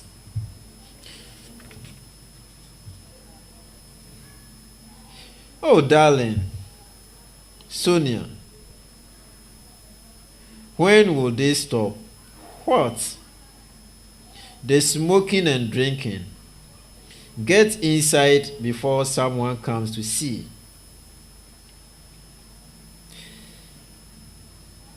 Agu, Agu, Amen. Who is it? Esi Mame, you are welcome. Thank you, my son. Ah, where are your luggages? Oh, we left them in the porch. Okay. Mommy, sit down. Hope everything is fine. This is a surprise. Hey, won't you ask whether I will drink water?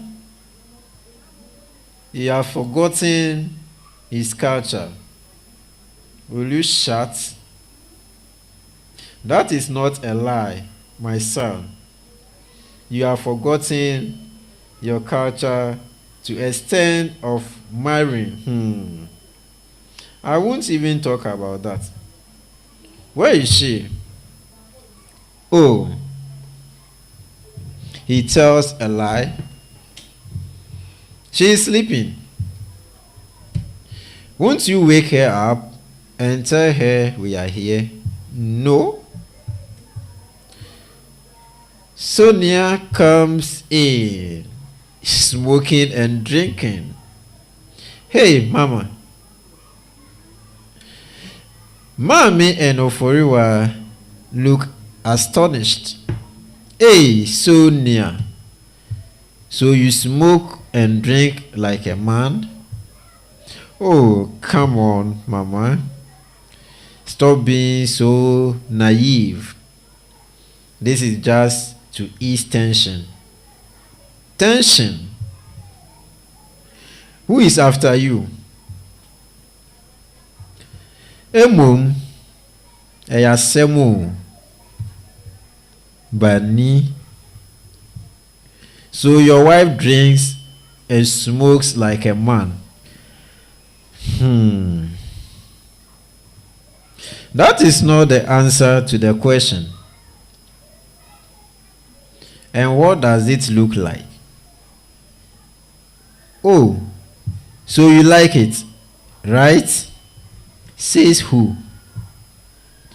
Says your actions. If you don't like it, why haven't you stopped her? Is this the kind of life she lives? Hope the answer won't be I said it. Look at how everybody tried their best to send you abroad. Mommy had to rob Peter to pay Paul just to get you there to study. And all you could bring is this package of wonder. Shut up, Oforiwa. And you shut up too. All you could bring is this decorated abomination. An avenue to bring disgrace to this family. I can't stay here, Oforiwa. Let's go. We are going. Take your decorated disgrace in the form of your wife, and we will be on our own. But Mommy, wait. This is what you wanted, and you have it. Sonia, you have it. To separate me from my family and make me the black sheep, always going wayward. I'm not going wayward, native boy. This is my life, and this is how I want to live my life. You're an African. This is how you live your life. How could you give your culture in exchange of this madness called new life?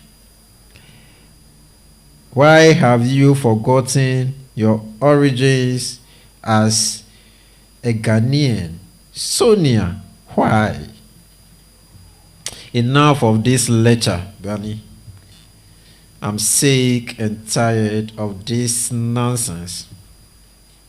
And I'm sick of your nonsense behavior. You are rather senseless, trying to follow outmoded customs. You slapped me, and I will do more and more if I hear one stupid word from you again. Her right. Afriye asked, "Oh, poor Mafo." And Oforua are leaving for the village immediately after arriving. Papa, won't anybody or anything teach this Obroni lady some sense? You listen carefully to the full story. The full. Sonia, pack your bags. We are going to the village. What for? I don't like it there. It's either you come with me or I leave you here and you will never see me again. Oh, okay. They leave. I am tired, Mommy, so I want to end this. Are you really sure you want to do this? Yes, Mommy. Just get the elders tomorrow and we will end this whole drama.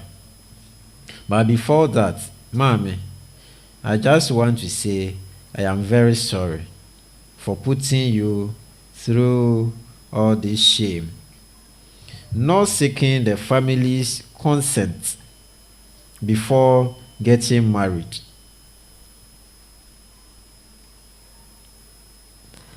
I will get the elders tomorrow. Go and rest.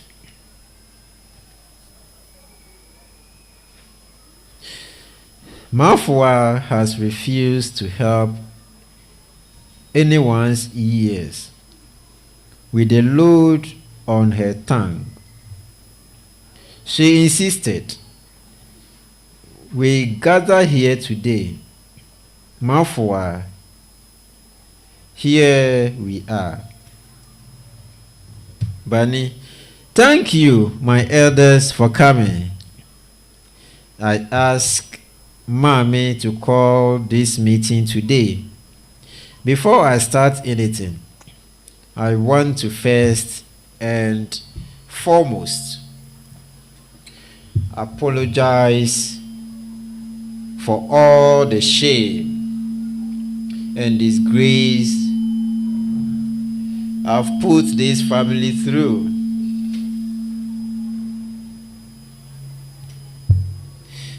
It is said that when a child defecates on the mother's thighs, she does not use a knife to cut that part off, but she uses only water to clean it. So please, my elders, forgive me. Abusuapanyin, you are welcome. You have spoken well, my son. When one realizes his mistakes and asks for forgiveness, he is forgiven. We only use dialogue to solve issues, but not war. A child that washes his hands well dines with the elders, you are forgiven. Thank you, elders. Before I continue, I would like Sonia to be present. With your permission, elders. Permission granted. Sonia. She comes in dressed shabbily. You call. Can't you have the courtesy of greeting the elders? What's up, you all? Elders look at each other and turn their faces aside. She sits. My elders, I've summoned my wife, Sonia, before you today. Since we came back into the country, I expected you to abide by the saying, when you go to Rome, you do as the Romans do. Elders, I've tried to tolerate you, hoping you will change, but you keep bringing more shame. Before my elders today, and not to waste anyone's time, I want to let you know that I've decided to get married to a real African woman who will bear me responsible children and take good care of me and respect my elders. You can get ready to leave back to the United States where you come from and can continue with your ugly Western culture. Oforiwa Bani, you are now behaving like the son of your father, decorated monkey.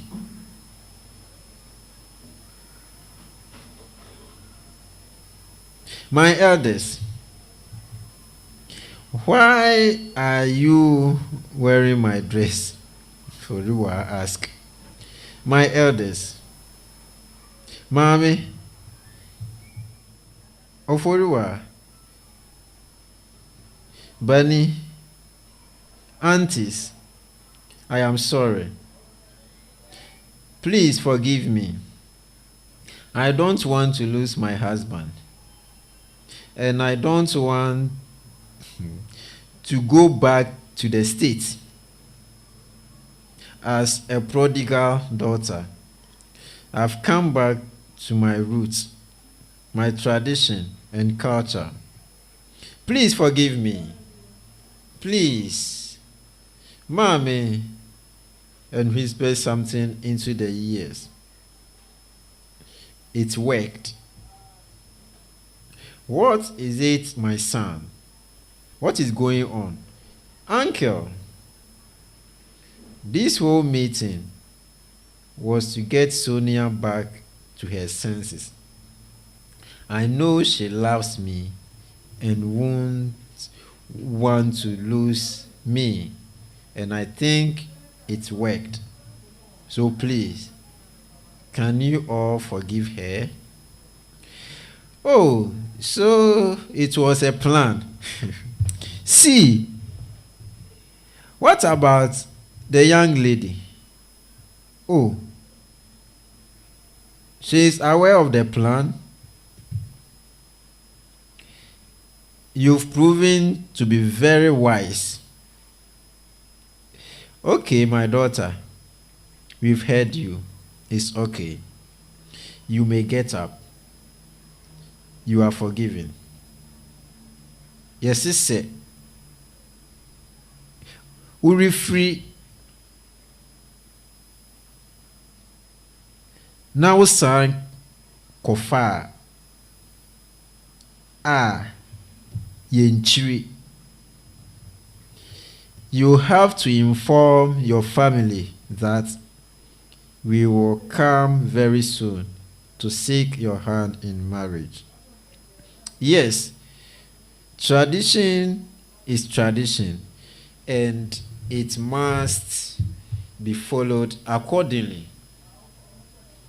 After all, marriage is between two families, not just two people. I hope you will learn how to cook and live like a Ghanaian. As for me, I want to hear the cry of my grandchildren soon. Hey, Joanono. And they lived there happily ever after.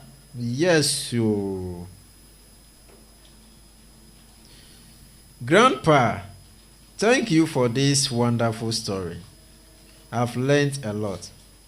Tradition is indeed playing a big role in our society.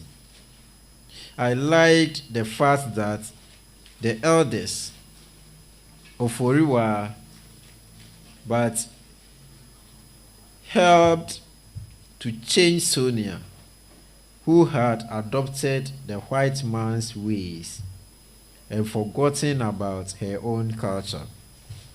Well said, my daughter. So if you were to tell this story somewhere, what do you think the title would be? The role of tradition in our changing society. Even though things are changing, there are some aspects of our culture which should still be maintained for the sake of our pride and dignity.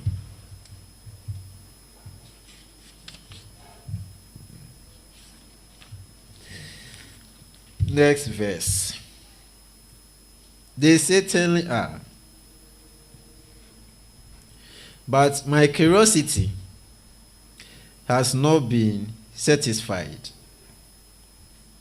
If I may ask, where did you get that scar from? The one on your arm. Madam, that is a long story. I am in no hurry. I am all ears. When the old walls collapsed,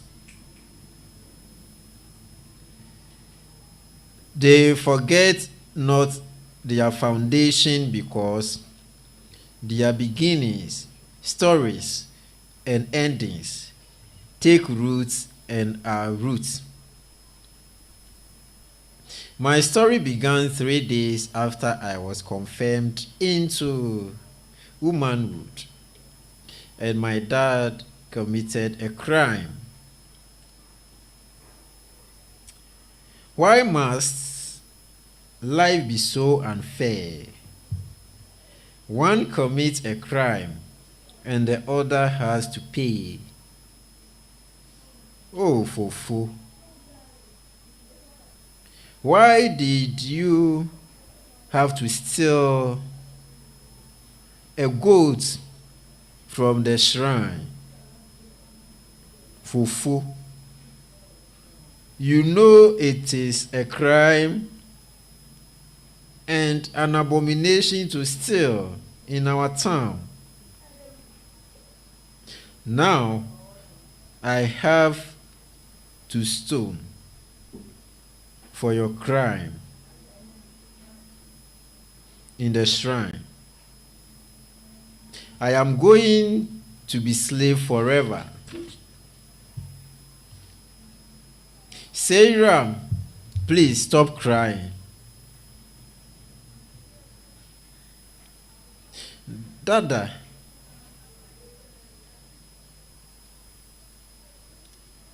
how can I stop crying when I am going to be enslaved for the rest of my life.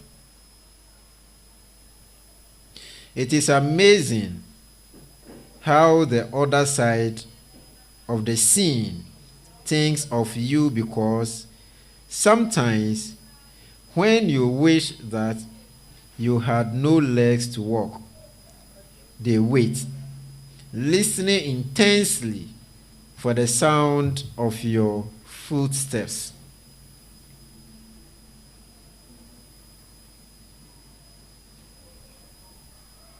What are you saying, Togbe?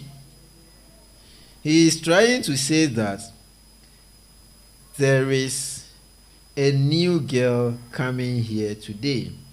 Yes, a new girl coming here today.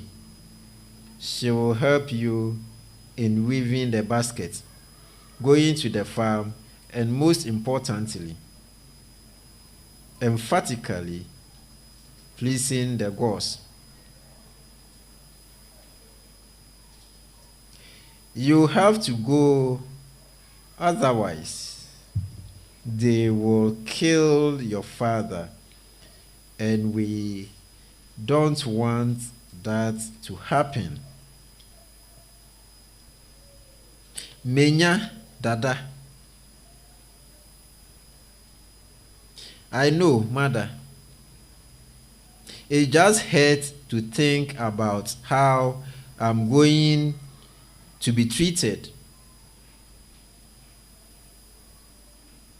Can't justify and justice be done? This is the way of our forefathers, and we have to accept it.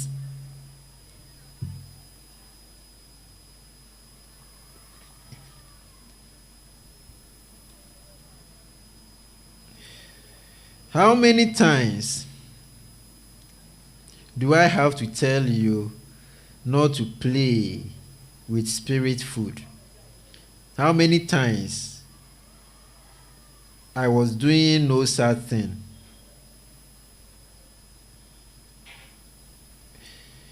It will not happen again.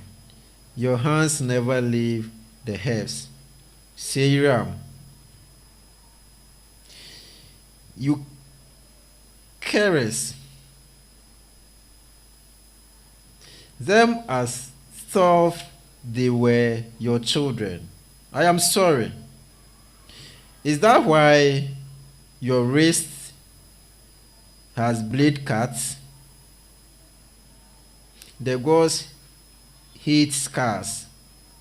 You shall take 5 more whips for that. Now stretch your palm. But the cane creates scars in my palm. The gods hate scars. You think you are smart, eh? You will take 3 more for that. Now stretch. But the scars screams as Togbe Agbenyo keeps caning her. Trokosi girls rush to her aid. Trokosi girls.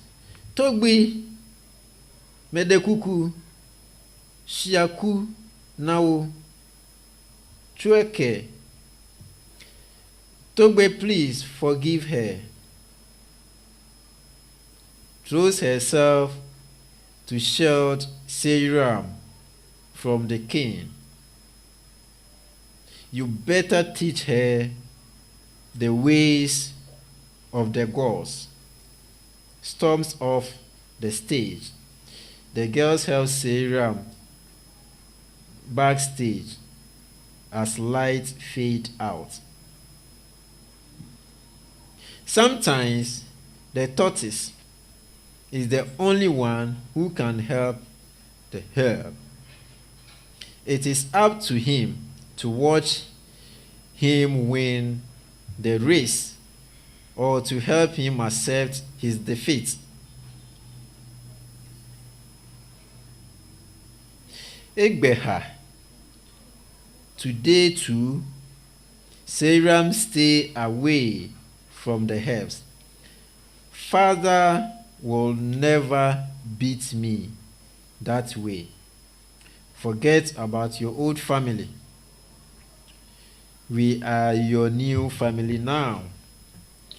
But then, do you feel free? Look at the way he beat me. Shut up, Seram. I can't. Do you think it is right to wear sackcloth or walk barefooted when your friends are in better clothing? Should we? Oh, sleep with a man who can give birth to your elder sister. Do you think our parents were fair in bringing us here? Just stay away from the herbs. You do not know what herbs can do for you.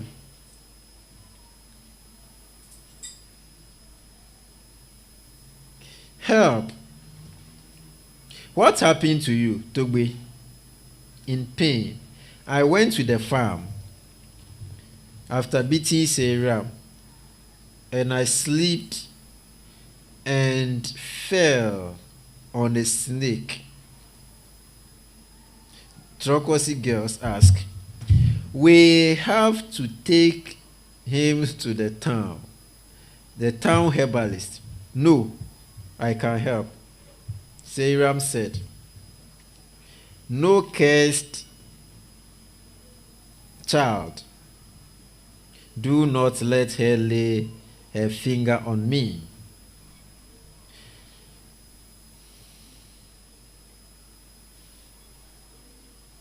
I know what to do.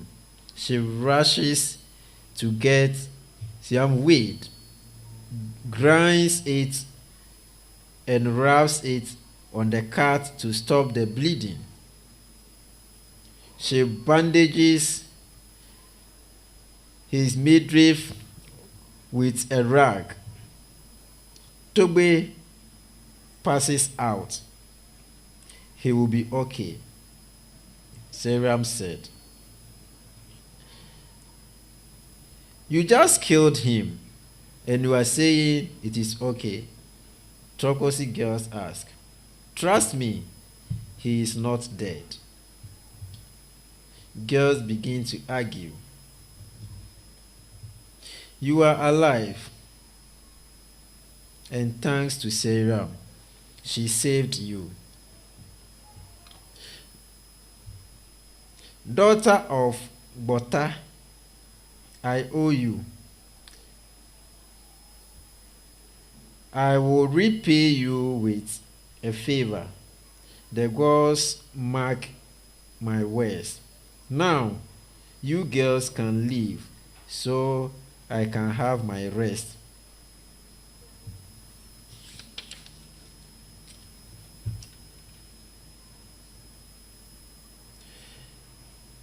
Elder Senyo Amedudu Avadeshi enters the Akridopo shrine.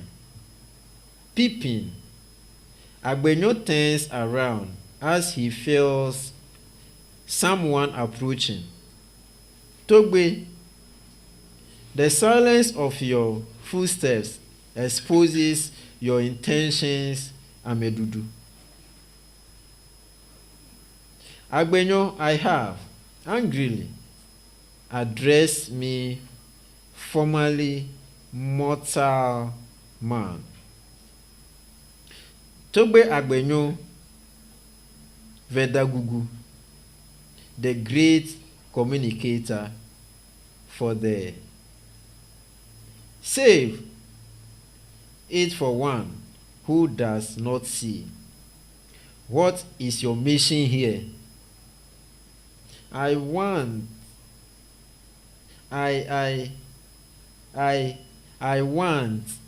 to see Botar's daughter. Seiram? Yes. The one whose leg competes with Bobobo. What is your interest concerning her? Togbi, you see my heart knows peace because of her. Your loins? Togbi, you of all people should know what I mean. Yes, but she belongs to the gods. Let us not forget our customs. The girls brought here are for the gods, and sometimes the elders of the land. Angrily, no, the girls are for the gods only. Seiram is bringing water to the fetish priest. But upon hearing their outburst, pauses to listen and then turns to leave. What are you telling me, my friend? Accusingly, but you sleep with them. Yes, as the will of the gods. You listened very well. I will come for Seiram tomorrow. Otherwise, do not threaten me, mortal man.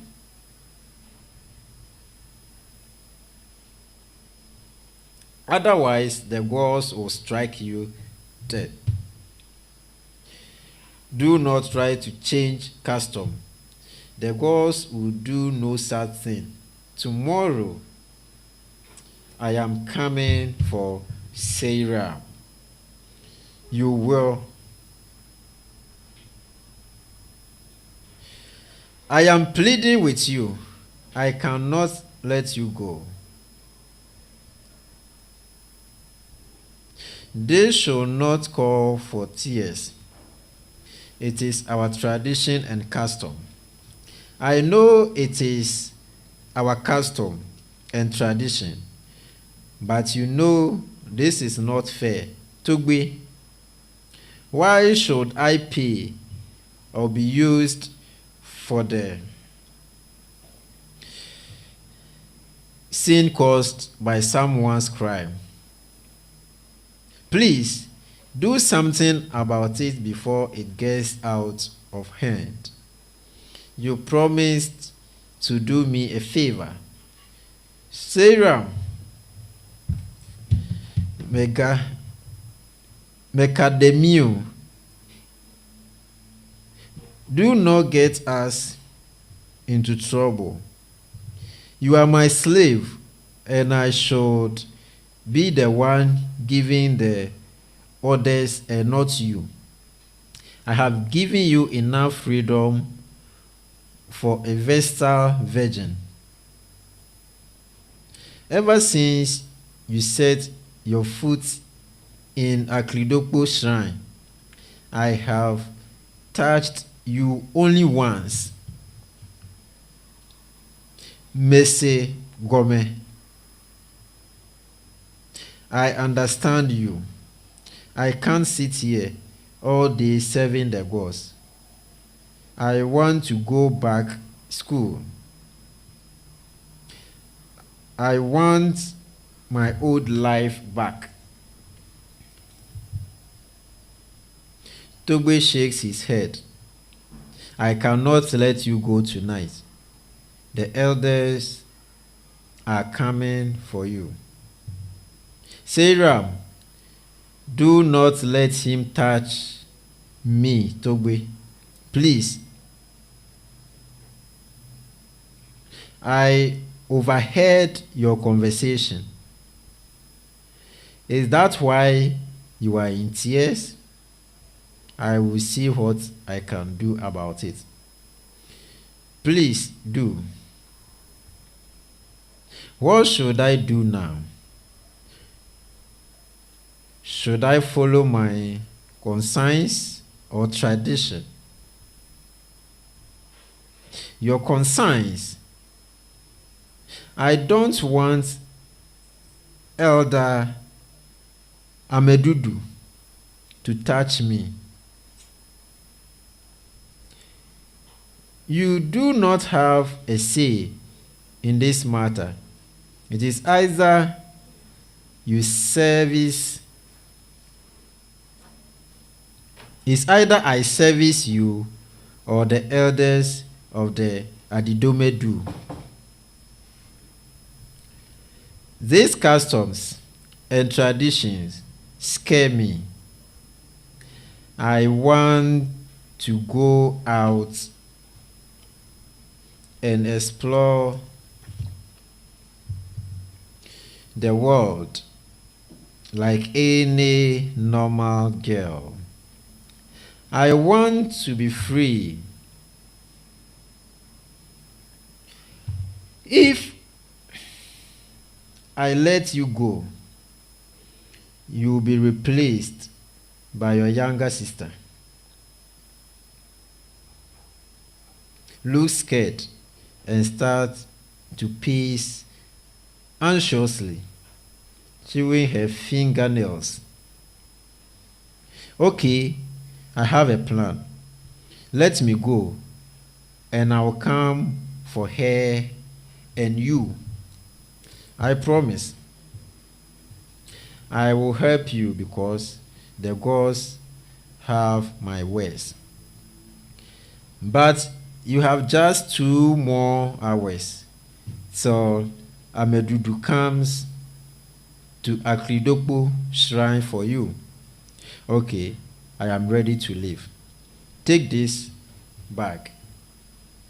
It is full of herbs, and that black cloth over there.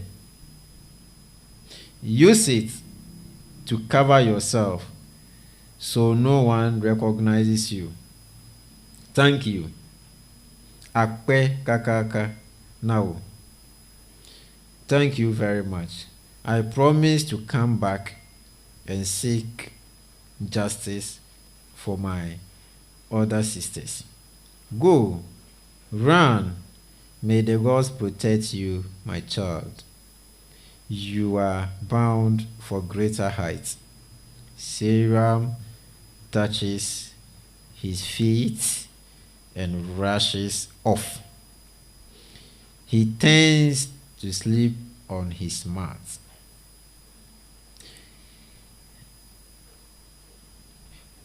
Narrator. Would his conscience be right, or the customs and traditions? It's been 2 hours since Seram left the Akridopo shrine. Elder Amedudu enters with 2 guards. Agbenyo.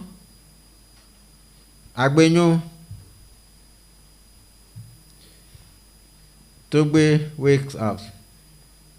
Amedudu, what brings you here? Don't play silly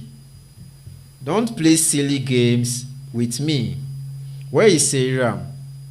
Give her to me.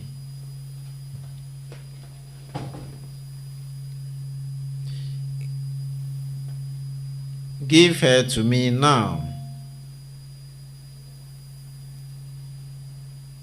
I can't give you Seram.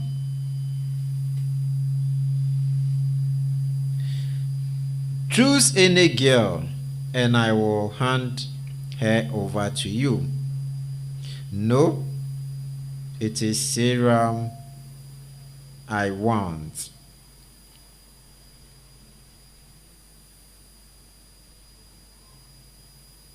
You cannot have her. Why? You want to know why? She has escaped. serum is gone. What? Then her sister, Etonam, will replace her. No, she will not. Why? Answer me, Agbonyo. Because the gods,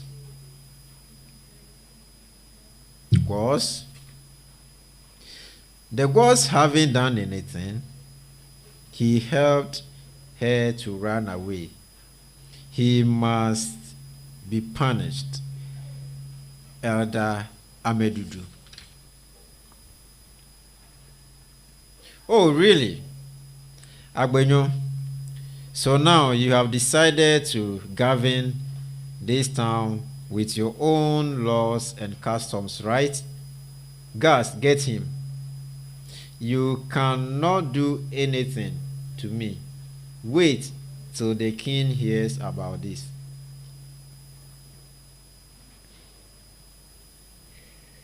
Oh, somebody help me. Breaks bending, branches as she tears through the forest.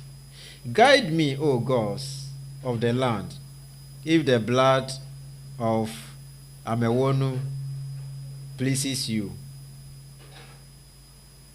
If a branch that hurts me strikes you, let my ears be still. I hear the cries of a person. Come, my child, come and help me. What happened to you, madam? I was bitten by a snake. Quickly, there's a piece of her cloth. Show me. Diana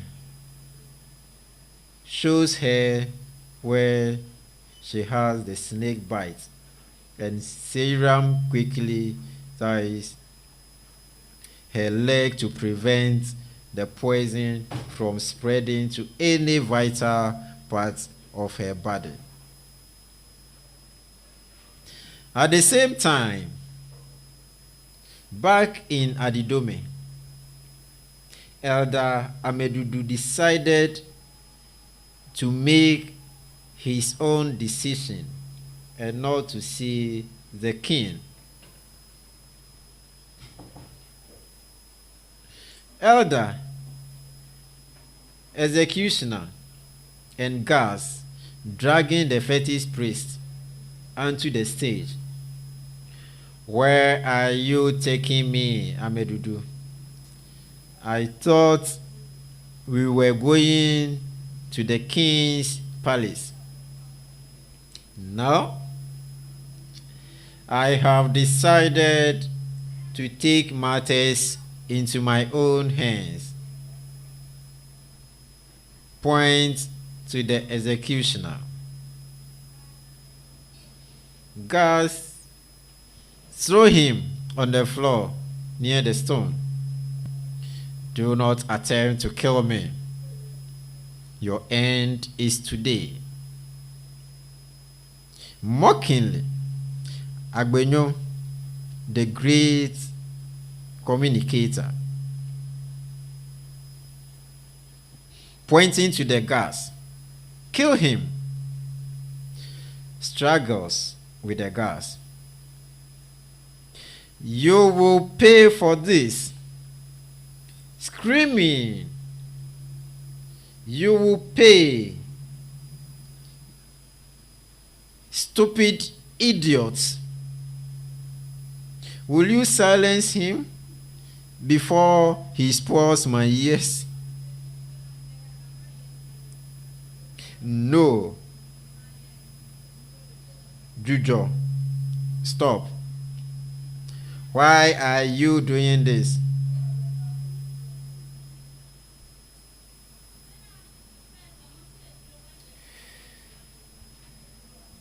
The woman screams and Serum sucks the poison and rubs the wound with herbs.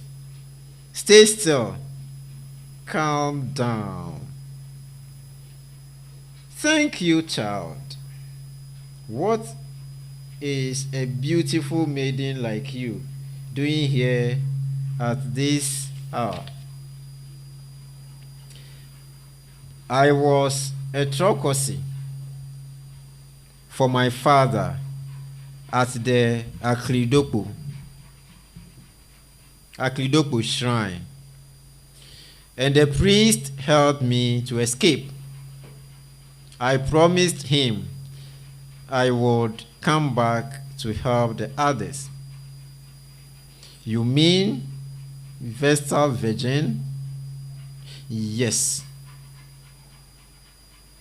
What are you doing here, Maunyo? How did you know you were here? I was going to the shrine to see Seiram, and I saw you and the guards dragging Togbe away, so I followed you here. Ye afeme, go home, Maunyo.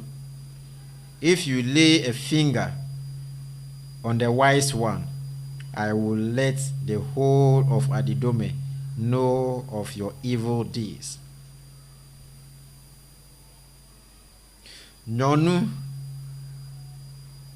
woman, unless you want to replace Seiram with Etonam.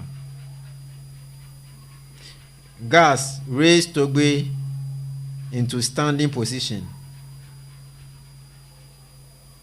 Is Seiram dead? Why do I have to replace her? Your daughter is alive, but Agbenyo allowed her to escape and must pay with his dear life. Oh, her niece. Do not kill him. Let us go to the king's palace. Yes, my dear, I can walk now. Help me to the main road, and I promise to help you fulfill your dreams. I need to come back and seek justice for the girls. Let's hurry before they realize I am gone and come after me. I promise to help you. I promise. The exit stage as Diana leans on Seiram as they leave. Maunyo, rise up. Do not beg this viper. Joe Le Afia, live here. You should not lose your life because of my daughter. I will replace Seiram with Etonam. No, you will not. I won't allow any girl to go through that ordeal again over my dead body. Playfully slaps his head. Your dead body it is. Smiles. I know that one day Seiram will come and seek justice. Maunyo, do not worry. Authoritatively, Gas, now, Gas, place him in execution position, and executioner raises his sword to behead him.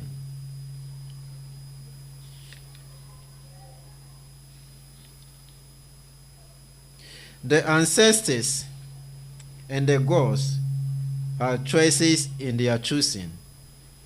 O witches of our land, ebe evo, it is finished. What is going on, Kwakwaku? Now we are naked. Our langa vital parts are showing. Stop beating about the bush and tell us. A headless body suspected to be that of the great communicator of the gods. Togbe Agbenyo Vedegudu, our chief priest, has been found by the river. Mrs. Mausi, that is the story about the scar on my arm and neck. I was marked for the gods. You were once a Trokosi. Yes, I was. But the traditional priest saved me. Miss Dinah also helped me by taking me to school, and now I am who I am. If I may know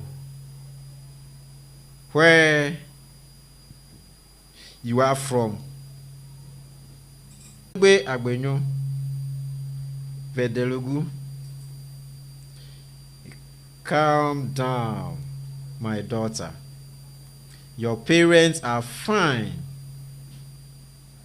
but we found a headless body suspected to be that of Togbe when you escaped. They murdered him. Hey, Vigne, Nuvi, yes, my daughter. It has been 10 years now. It is about time I went back to my roots. I am going to seek justice for the girls and Togbe.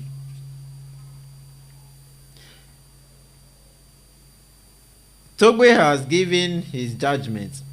He said Elder Amedudu had no right to take the law into his hands and kill Agbenyo, the traditional priest. Amedudu, you will be hanged tomorrow at dawn. No, Togbe, do not kill him. I do not want revenge, but justice. Ah, Vigne, Nyonuvi, my daughter. But revenge and justice are siblings. So what do you suggest I do? My daughter, I'm all ears. Seiram, Nuka, Egblo, Nele. What are you saying? Let that evil man be hanged. He killed Togbe Agbenyo. He was dragged into the sacred forest right before my very eyes. No, mother, I promised to seek justice when I return, but not revenge. I want Elder Amedudu to finance the formal education of all the 94 girls in the Akridokpo shrine. Also, is to make sure that they are well dressed and catered for. Is that all you want? Yes, Togbe. What about the mystery surrounding Togbe Agbenyo's death? Someone must pay for it.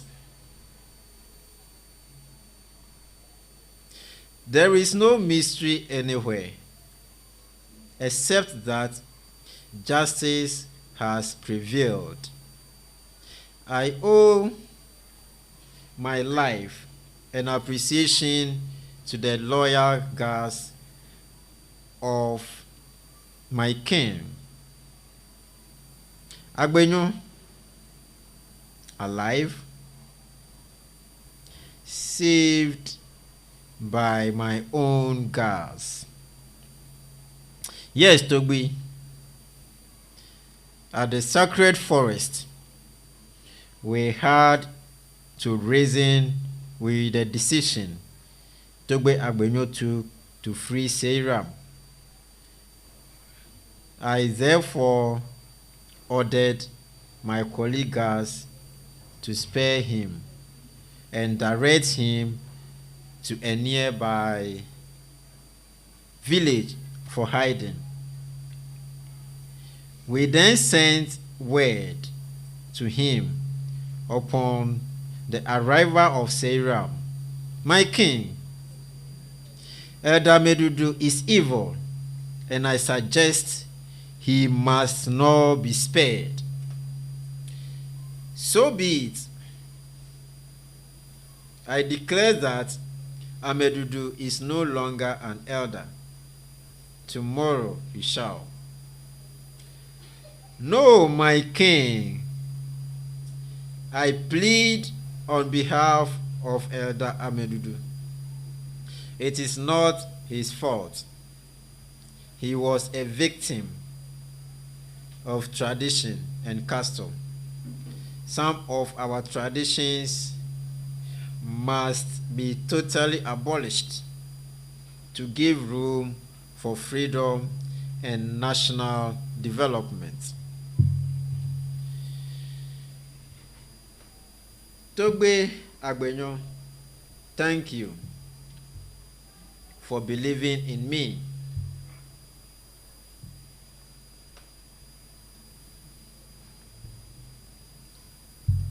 You ask me to come back and help the other girls. I am back and justice has been served. My people, freedom is essential. Justice is important. It gives us the space to sow.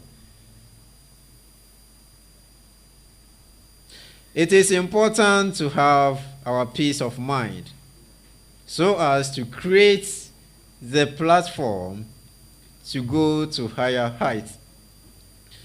The principle of natural justice says, he who calls the piper dances to the tune, freedom and justice must prevail. Their presence can make us, and their absence can break us. For this reason, it was wise on the part of our forefathers to make freedom and justice our motto.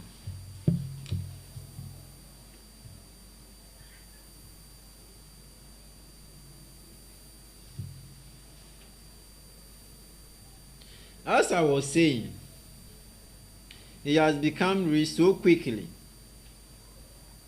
Well, it is through Galamsey activities. I learned he buried that albino alive in a pit at mining site as a spiritual sacrifice, and that has yielded him so much money. But albinos don't die.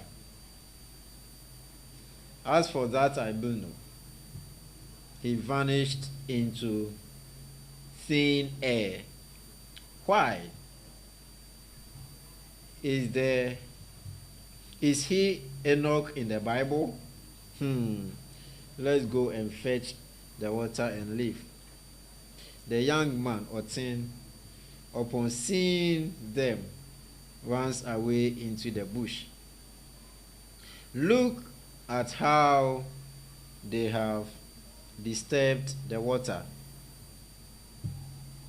It is the Galamsey operators. They have been here this morning. Let's fetch the water and leave. They fetched the water and leave.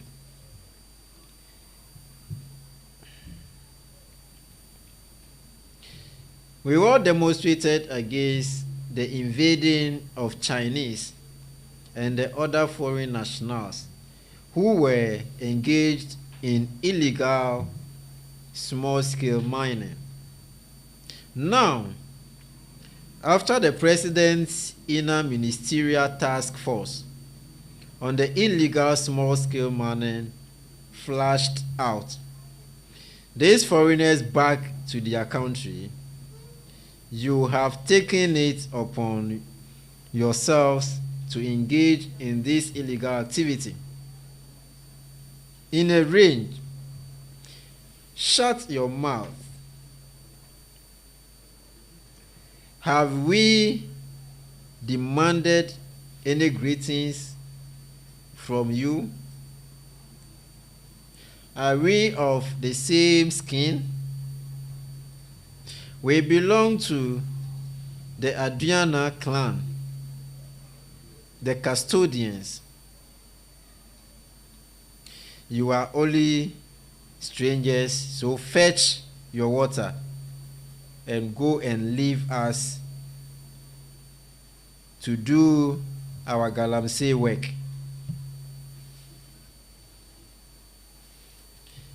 Galamsey is abolished in this village of ours. Mr. Kofi Edu, let me tell you that whether you are an Akan, a Krobo, or Hausa, we all need clean water, clean environment, peace and unity for a peaceful coexistence in our culture, which will sustain development in our village and Ghana as a whole. Nobody is a stranger here at Impuntu. We are only concerned about the health hazard which Galamsey poses to us. You truly know the cause of the death of our late chief, don't you? Repeat what you said and see whether that big mouth of yours will still be there. Which village of ours? Go and ask that drunkard, father of yours, whether he came to Impontu with any village. Fetch your water and live here in peace. You and who abolished Galamsey? Jifa, please, let's go and report them to Krontihene. The water is even polluted. They only think of their selfish interest and not the well-being of the entire society.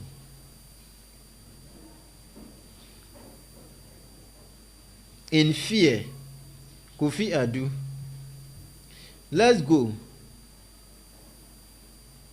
to the other bank of the river because we may be caught over here. As for this assemblywoman, she will by all means go and report us to Krontihene. Yes, it's true. Let's pick our tools and leave. I still don't understand why they voted her into office as an assemblywoman. She is always reporting people to the authorities.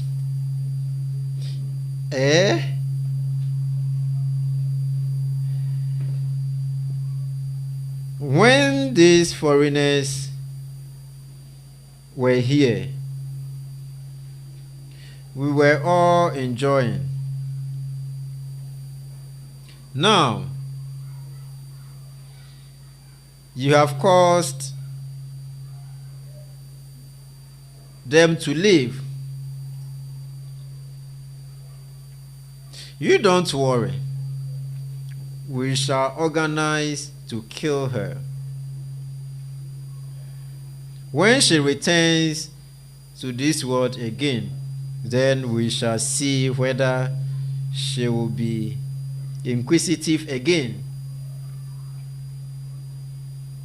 She can't stop us from mining from our own river. Now let's go. Hey, why did you do that? Leave me alone. Leave me alone. Are you my father? I say, leave me alone. I will tell my mother.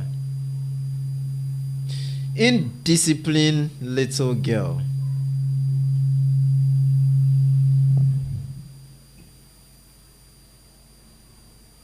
Sparks the buttocks.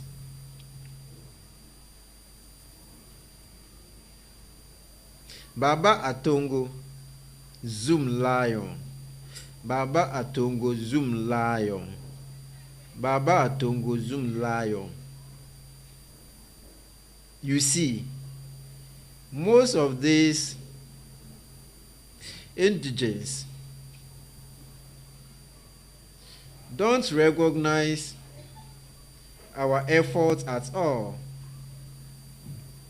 Just yesterday, when some boys were urinating on the walls of the chief's palace, and I cautioned them, they told me to mind my business or go back to Bunkrugu Yo-Yo, where I come from. And to add more pepper to the injury, they dumped the pure water sachets right into the gutter in front of the palace. In addition, they gave me the names.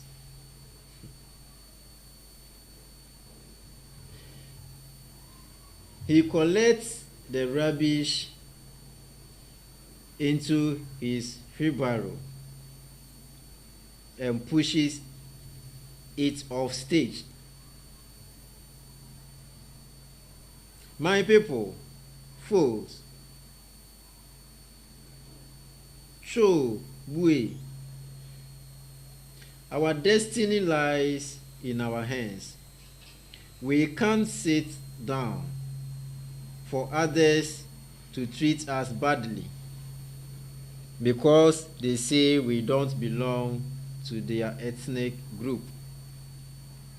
Even I even don't know in what version of the Bible or which article of the 1992 Constitution of the Republic of Ghana says that if you don't belong to another ethnic group, you can't dwell with them.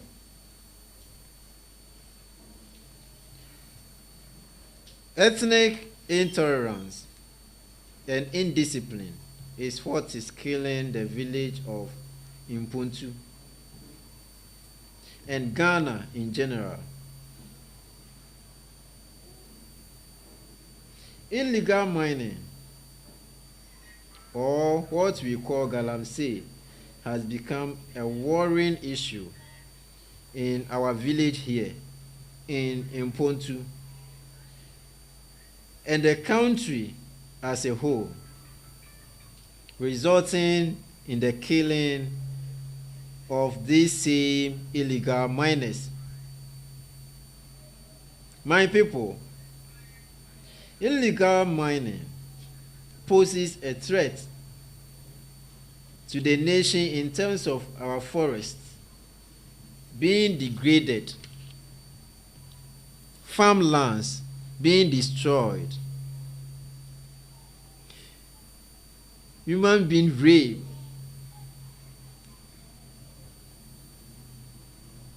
folks. We have all witnessed the devastation galamsey has caused to our water bodies and its effects on production and supply of water to the various communities. Now, look at the great river, Birim. We can't even use it to mix mortar, to build our thatch and mud houses, let alone use it as drinking water. The cost of treating this water has risen significantly in recent times, according to the Ghana Water Company Limited, because they have to use more chemicals to treat the same volume of water.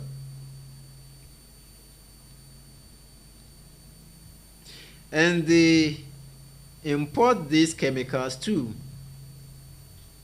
We all know the Usain Bolt rate at which the American dollar keeps on running against the Ghana cedi. The government could have channeled such huge an amount of money into other developmental projects to benefit all. Comrades, there have also been casualties and loss of precious lives arising from conflicts in illegal small-scale mining areas. Other negative consequences of this activity include the lawless and criminal acts inhibited by people involved in this galamsey. Yes, we the concerned women of Impuntu village will not sit down for these perpetrators to turn our beloved village into the headquarters of galamsey.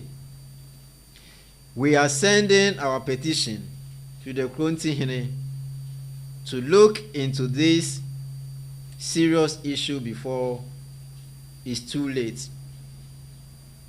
We know our action shall be condemned by the elders because they claim we are strangers in their midst.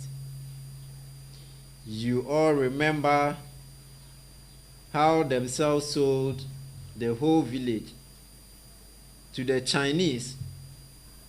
So we, the concerned women, were able to bring down the president's interministerial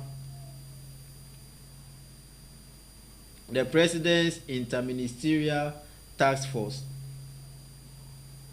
to repatriate them.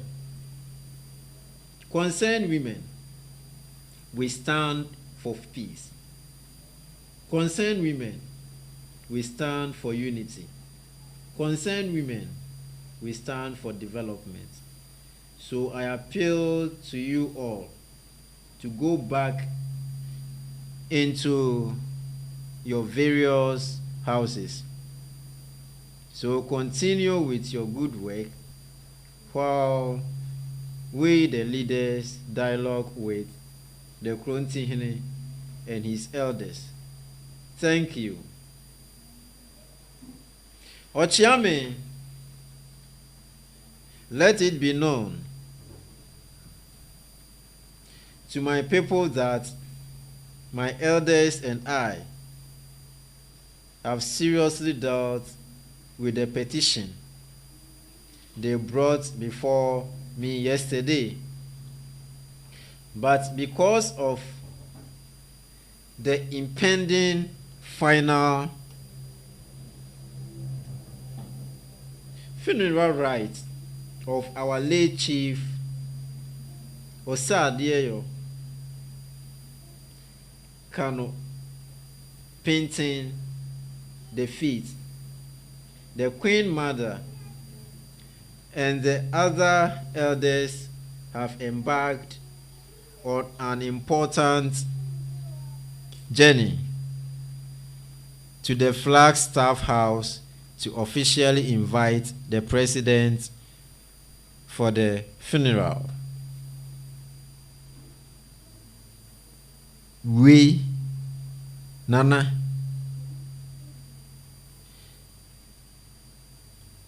you have heard Nana well.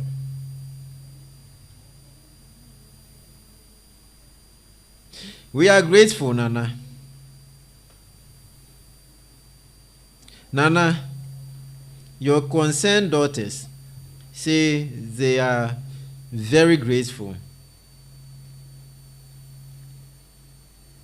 for your sweet words of wisdom. Ochiame, now let it be known to the corporates that we are ready to listen to them. Thank you, wise Krontihene. Nana, I think we are sick and tired of the strangers in this community. Hey, Ochiame, let Chumwa retract her statement. Who is a stranger here? Look, Chumwa, lie down and lick your saliva before the Krontihene. She does so. As I was saying, can you just believe that the other time Baba Atongo beat my daughter, Badu, almost to death because he said she didn't greet him before pouring her rubbish into his wheelbarrow. Hey! As I was saying, we are sick and tired of strangers.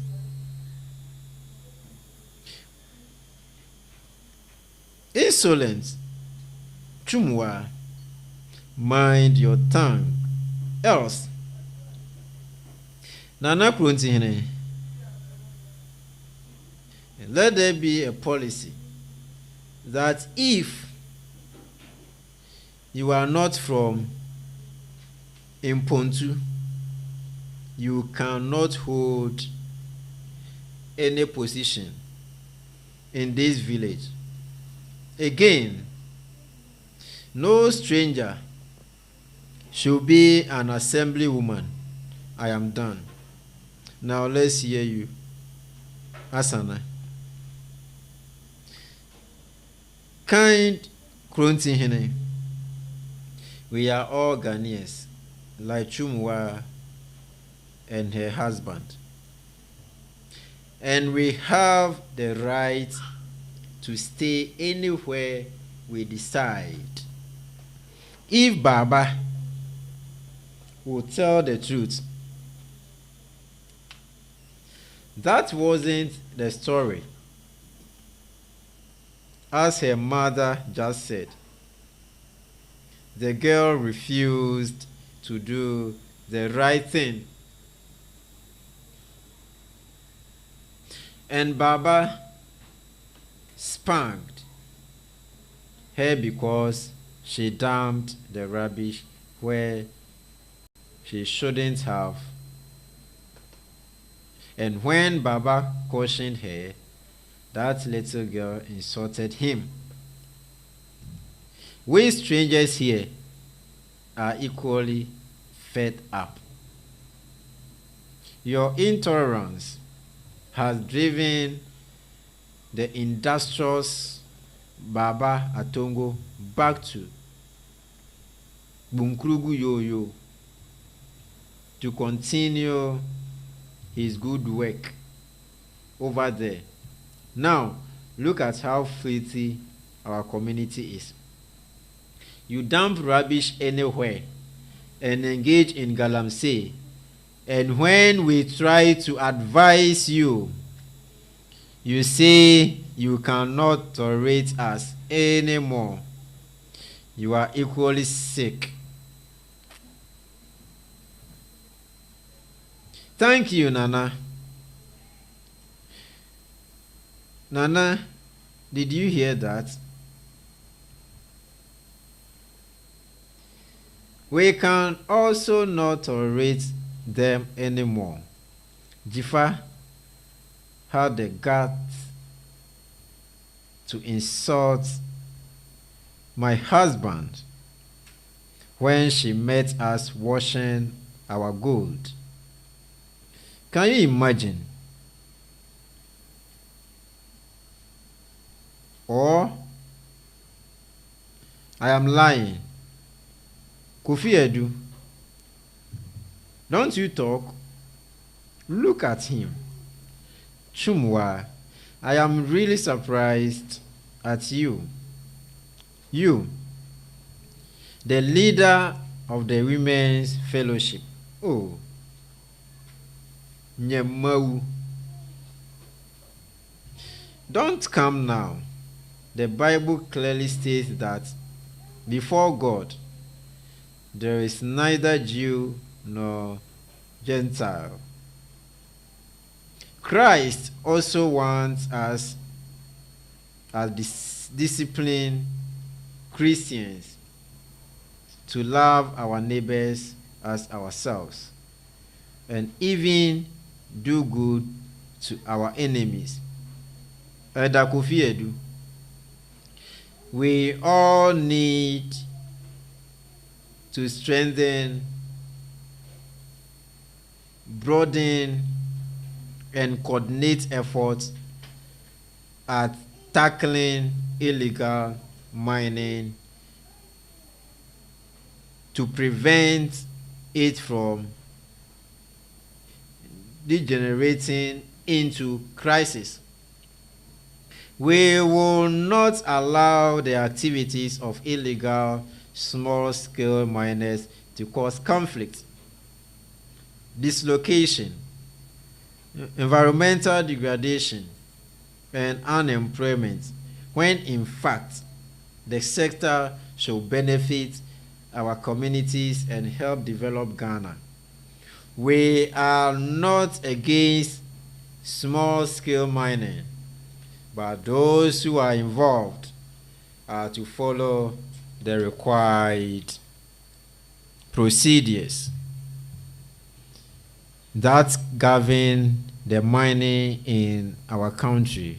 That is why the government has repatriated the foreigners who were engaged in illegal mining.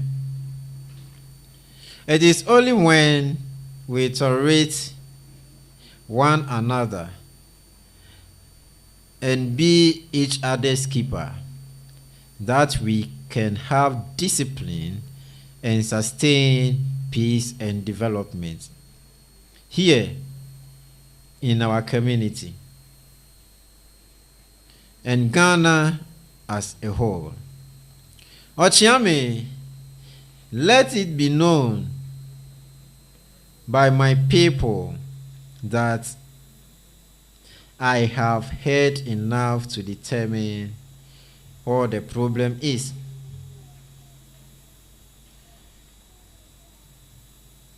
That there is too much indiscipline and intolerance in our community.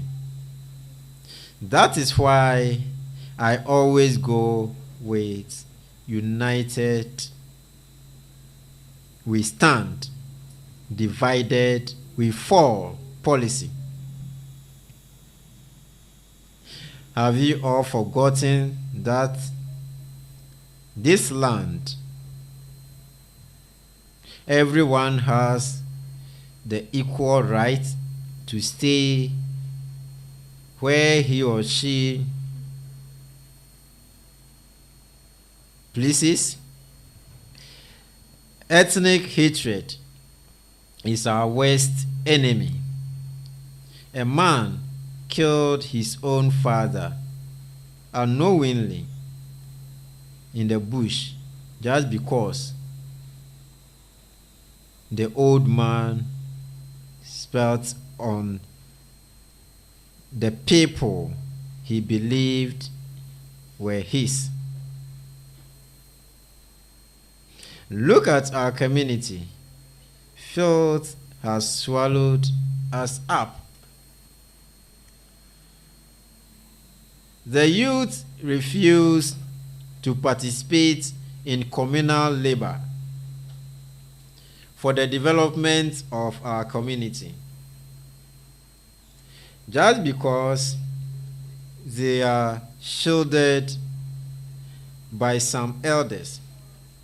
Ochiame, let it reach my people that River Brim is our only source of water, which also serves other communities around us and beyond. One should therefore desist from polluting the river through washing in it, defecating in and around it, farming around its banks, and worst of all, engaging in illegal mining activities in and around the water bodies, as well as using chemicals. The President's Interministerial Task Force is empowered to arrest and prosecute anybody involved in small-scale illegal mining and deport all non-Ghanaian involving in small-scale mining. Edu, you have all heard Kronti, right? We need to build that bridge of forgiveness even when the waters of disappointment and anger are still flowing underneath. Apology is a lovely perfume, and this can transform the clumsiest moment into a gracious gift. This will translate into total development for all. And you, Bedu, insult part of our culture? Is it part of our language? Parents, we need to discipline our children.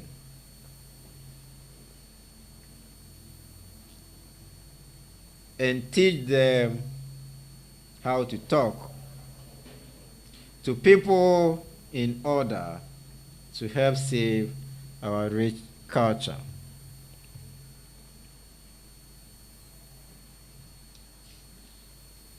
Thank you. Thank you, Nana.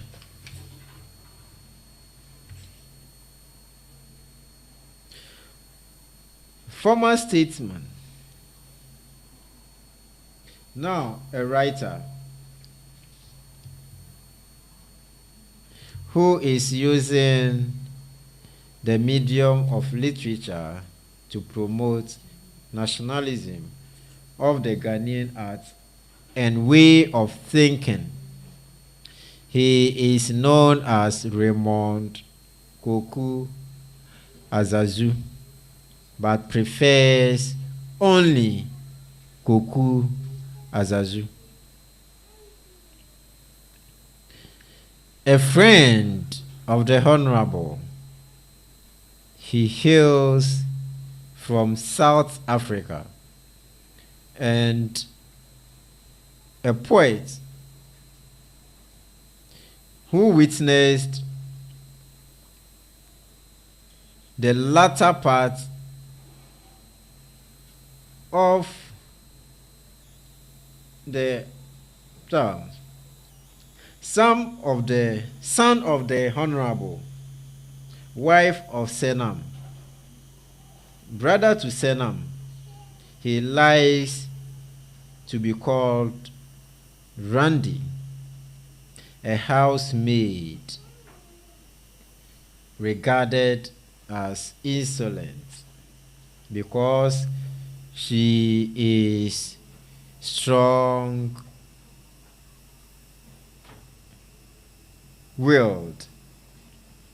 A cook, very reserved and always advising Lamisi. She is affectionately called Ekuya Donko, a captain in the army, a minister of state, the conspirator behind the Honorable's torture.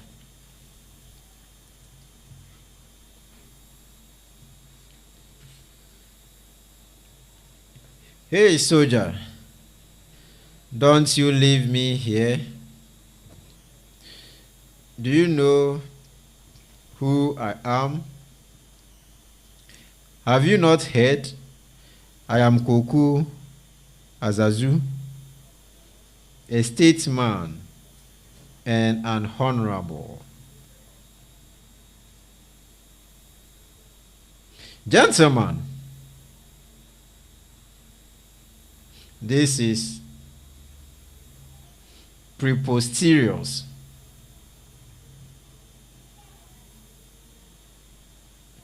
These are the very works of my feeble hands, a hand weak, but of might, strength. Come to think of it, written words are more powerful than mere oratory. Hello, hello, who is there? Can any damn human with legs and ears hear me from this modern engine? I read the game, fellows. You black gorillas. You are nothing more than a gorilla in the bush. Do you call this Mr. President,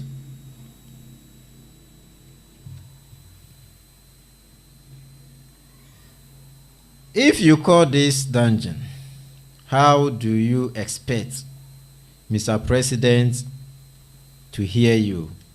Mr. Honorable, at least you heard my voice.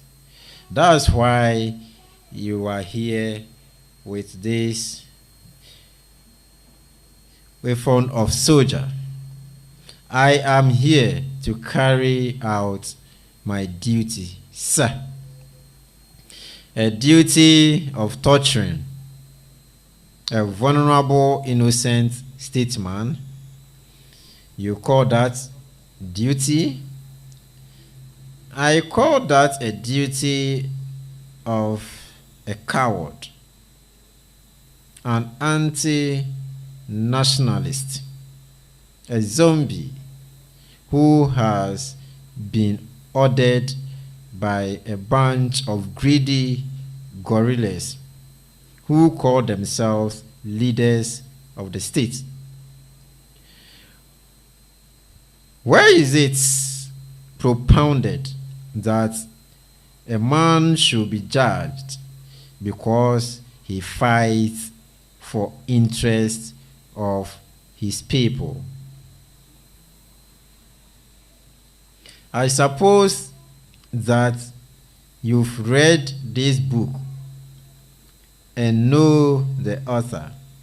Of course, that is my cherished handiwork. And you titled it Comedy of the Black Gorilla. Officer, I am not under any obligation to answer irrelevant questions. If you have read the book and you know the gorillas, then it is to whom it may concern. Really, I see. And that is what I call cowardice. An anti-nationalist. A man who betrays his own people, government, and the people in power. Who are you to question my integrity? Who sent you to do this? And you call them greedy, selfish, bastards, anti-nationalists, gorillas in the bush? Look around you, Mr. Honorable. You are alone. You were barred from your post. And now there is nobody to rescue you. I am human. If you want to kill me, shoot me. Don't cut my throat like a bird. Your manners are abysmal. Your big grammar cannot save you at this moment, Honorable. Do you not have conscience? Wow. Conscience, you call? This is what I refer to as conscience. Where is your sense of nationalism?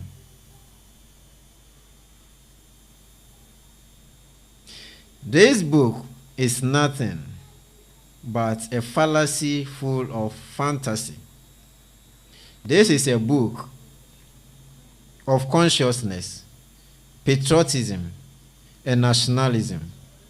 A book that stimulates the mind of the people and agitates their senses to marshal forces and fight for their interests and against internal imperialism. A system neither you nor the government is willing to fight. This is post-independence freedom. No, people like you do not know what freedom is. You are misleading people with your false philosophies of nationalism. I am not. Of course you are. How possible? I command you to wake up from your dream. I have the right to educate the people. Which lives forever?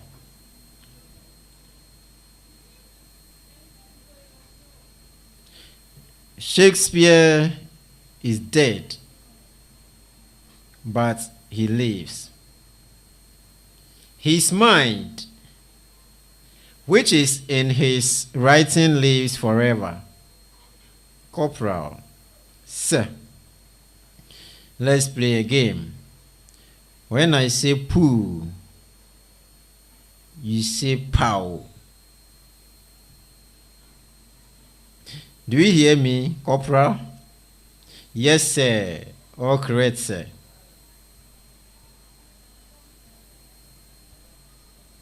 I am serving soldier. Corporal, poo. Captain, pow. Poo, pow. Take it, poo, pow. Poo, pow.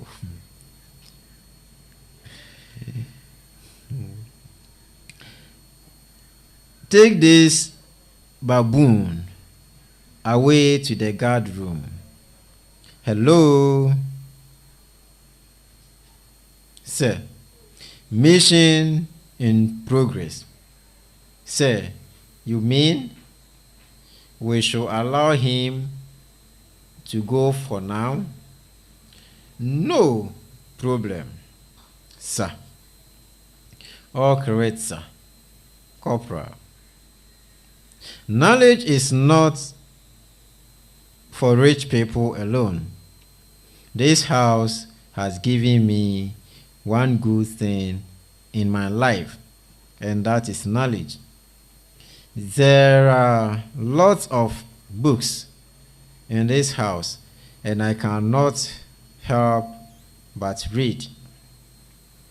It is interesting when people do not understand why they say knowledge is power. What are you doing? Are you not supposed to be dusting? I am, but I need to attend to my interest first. What interest do you have?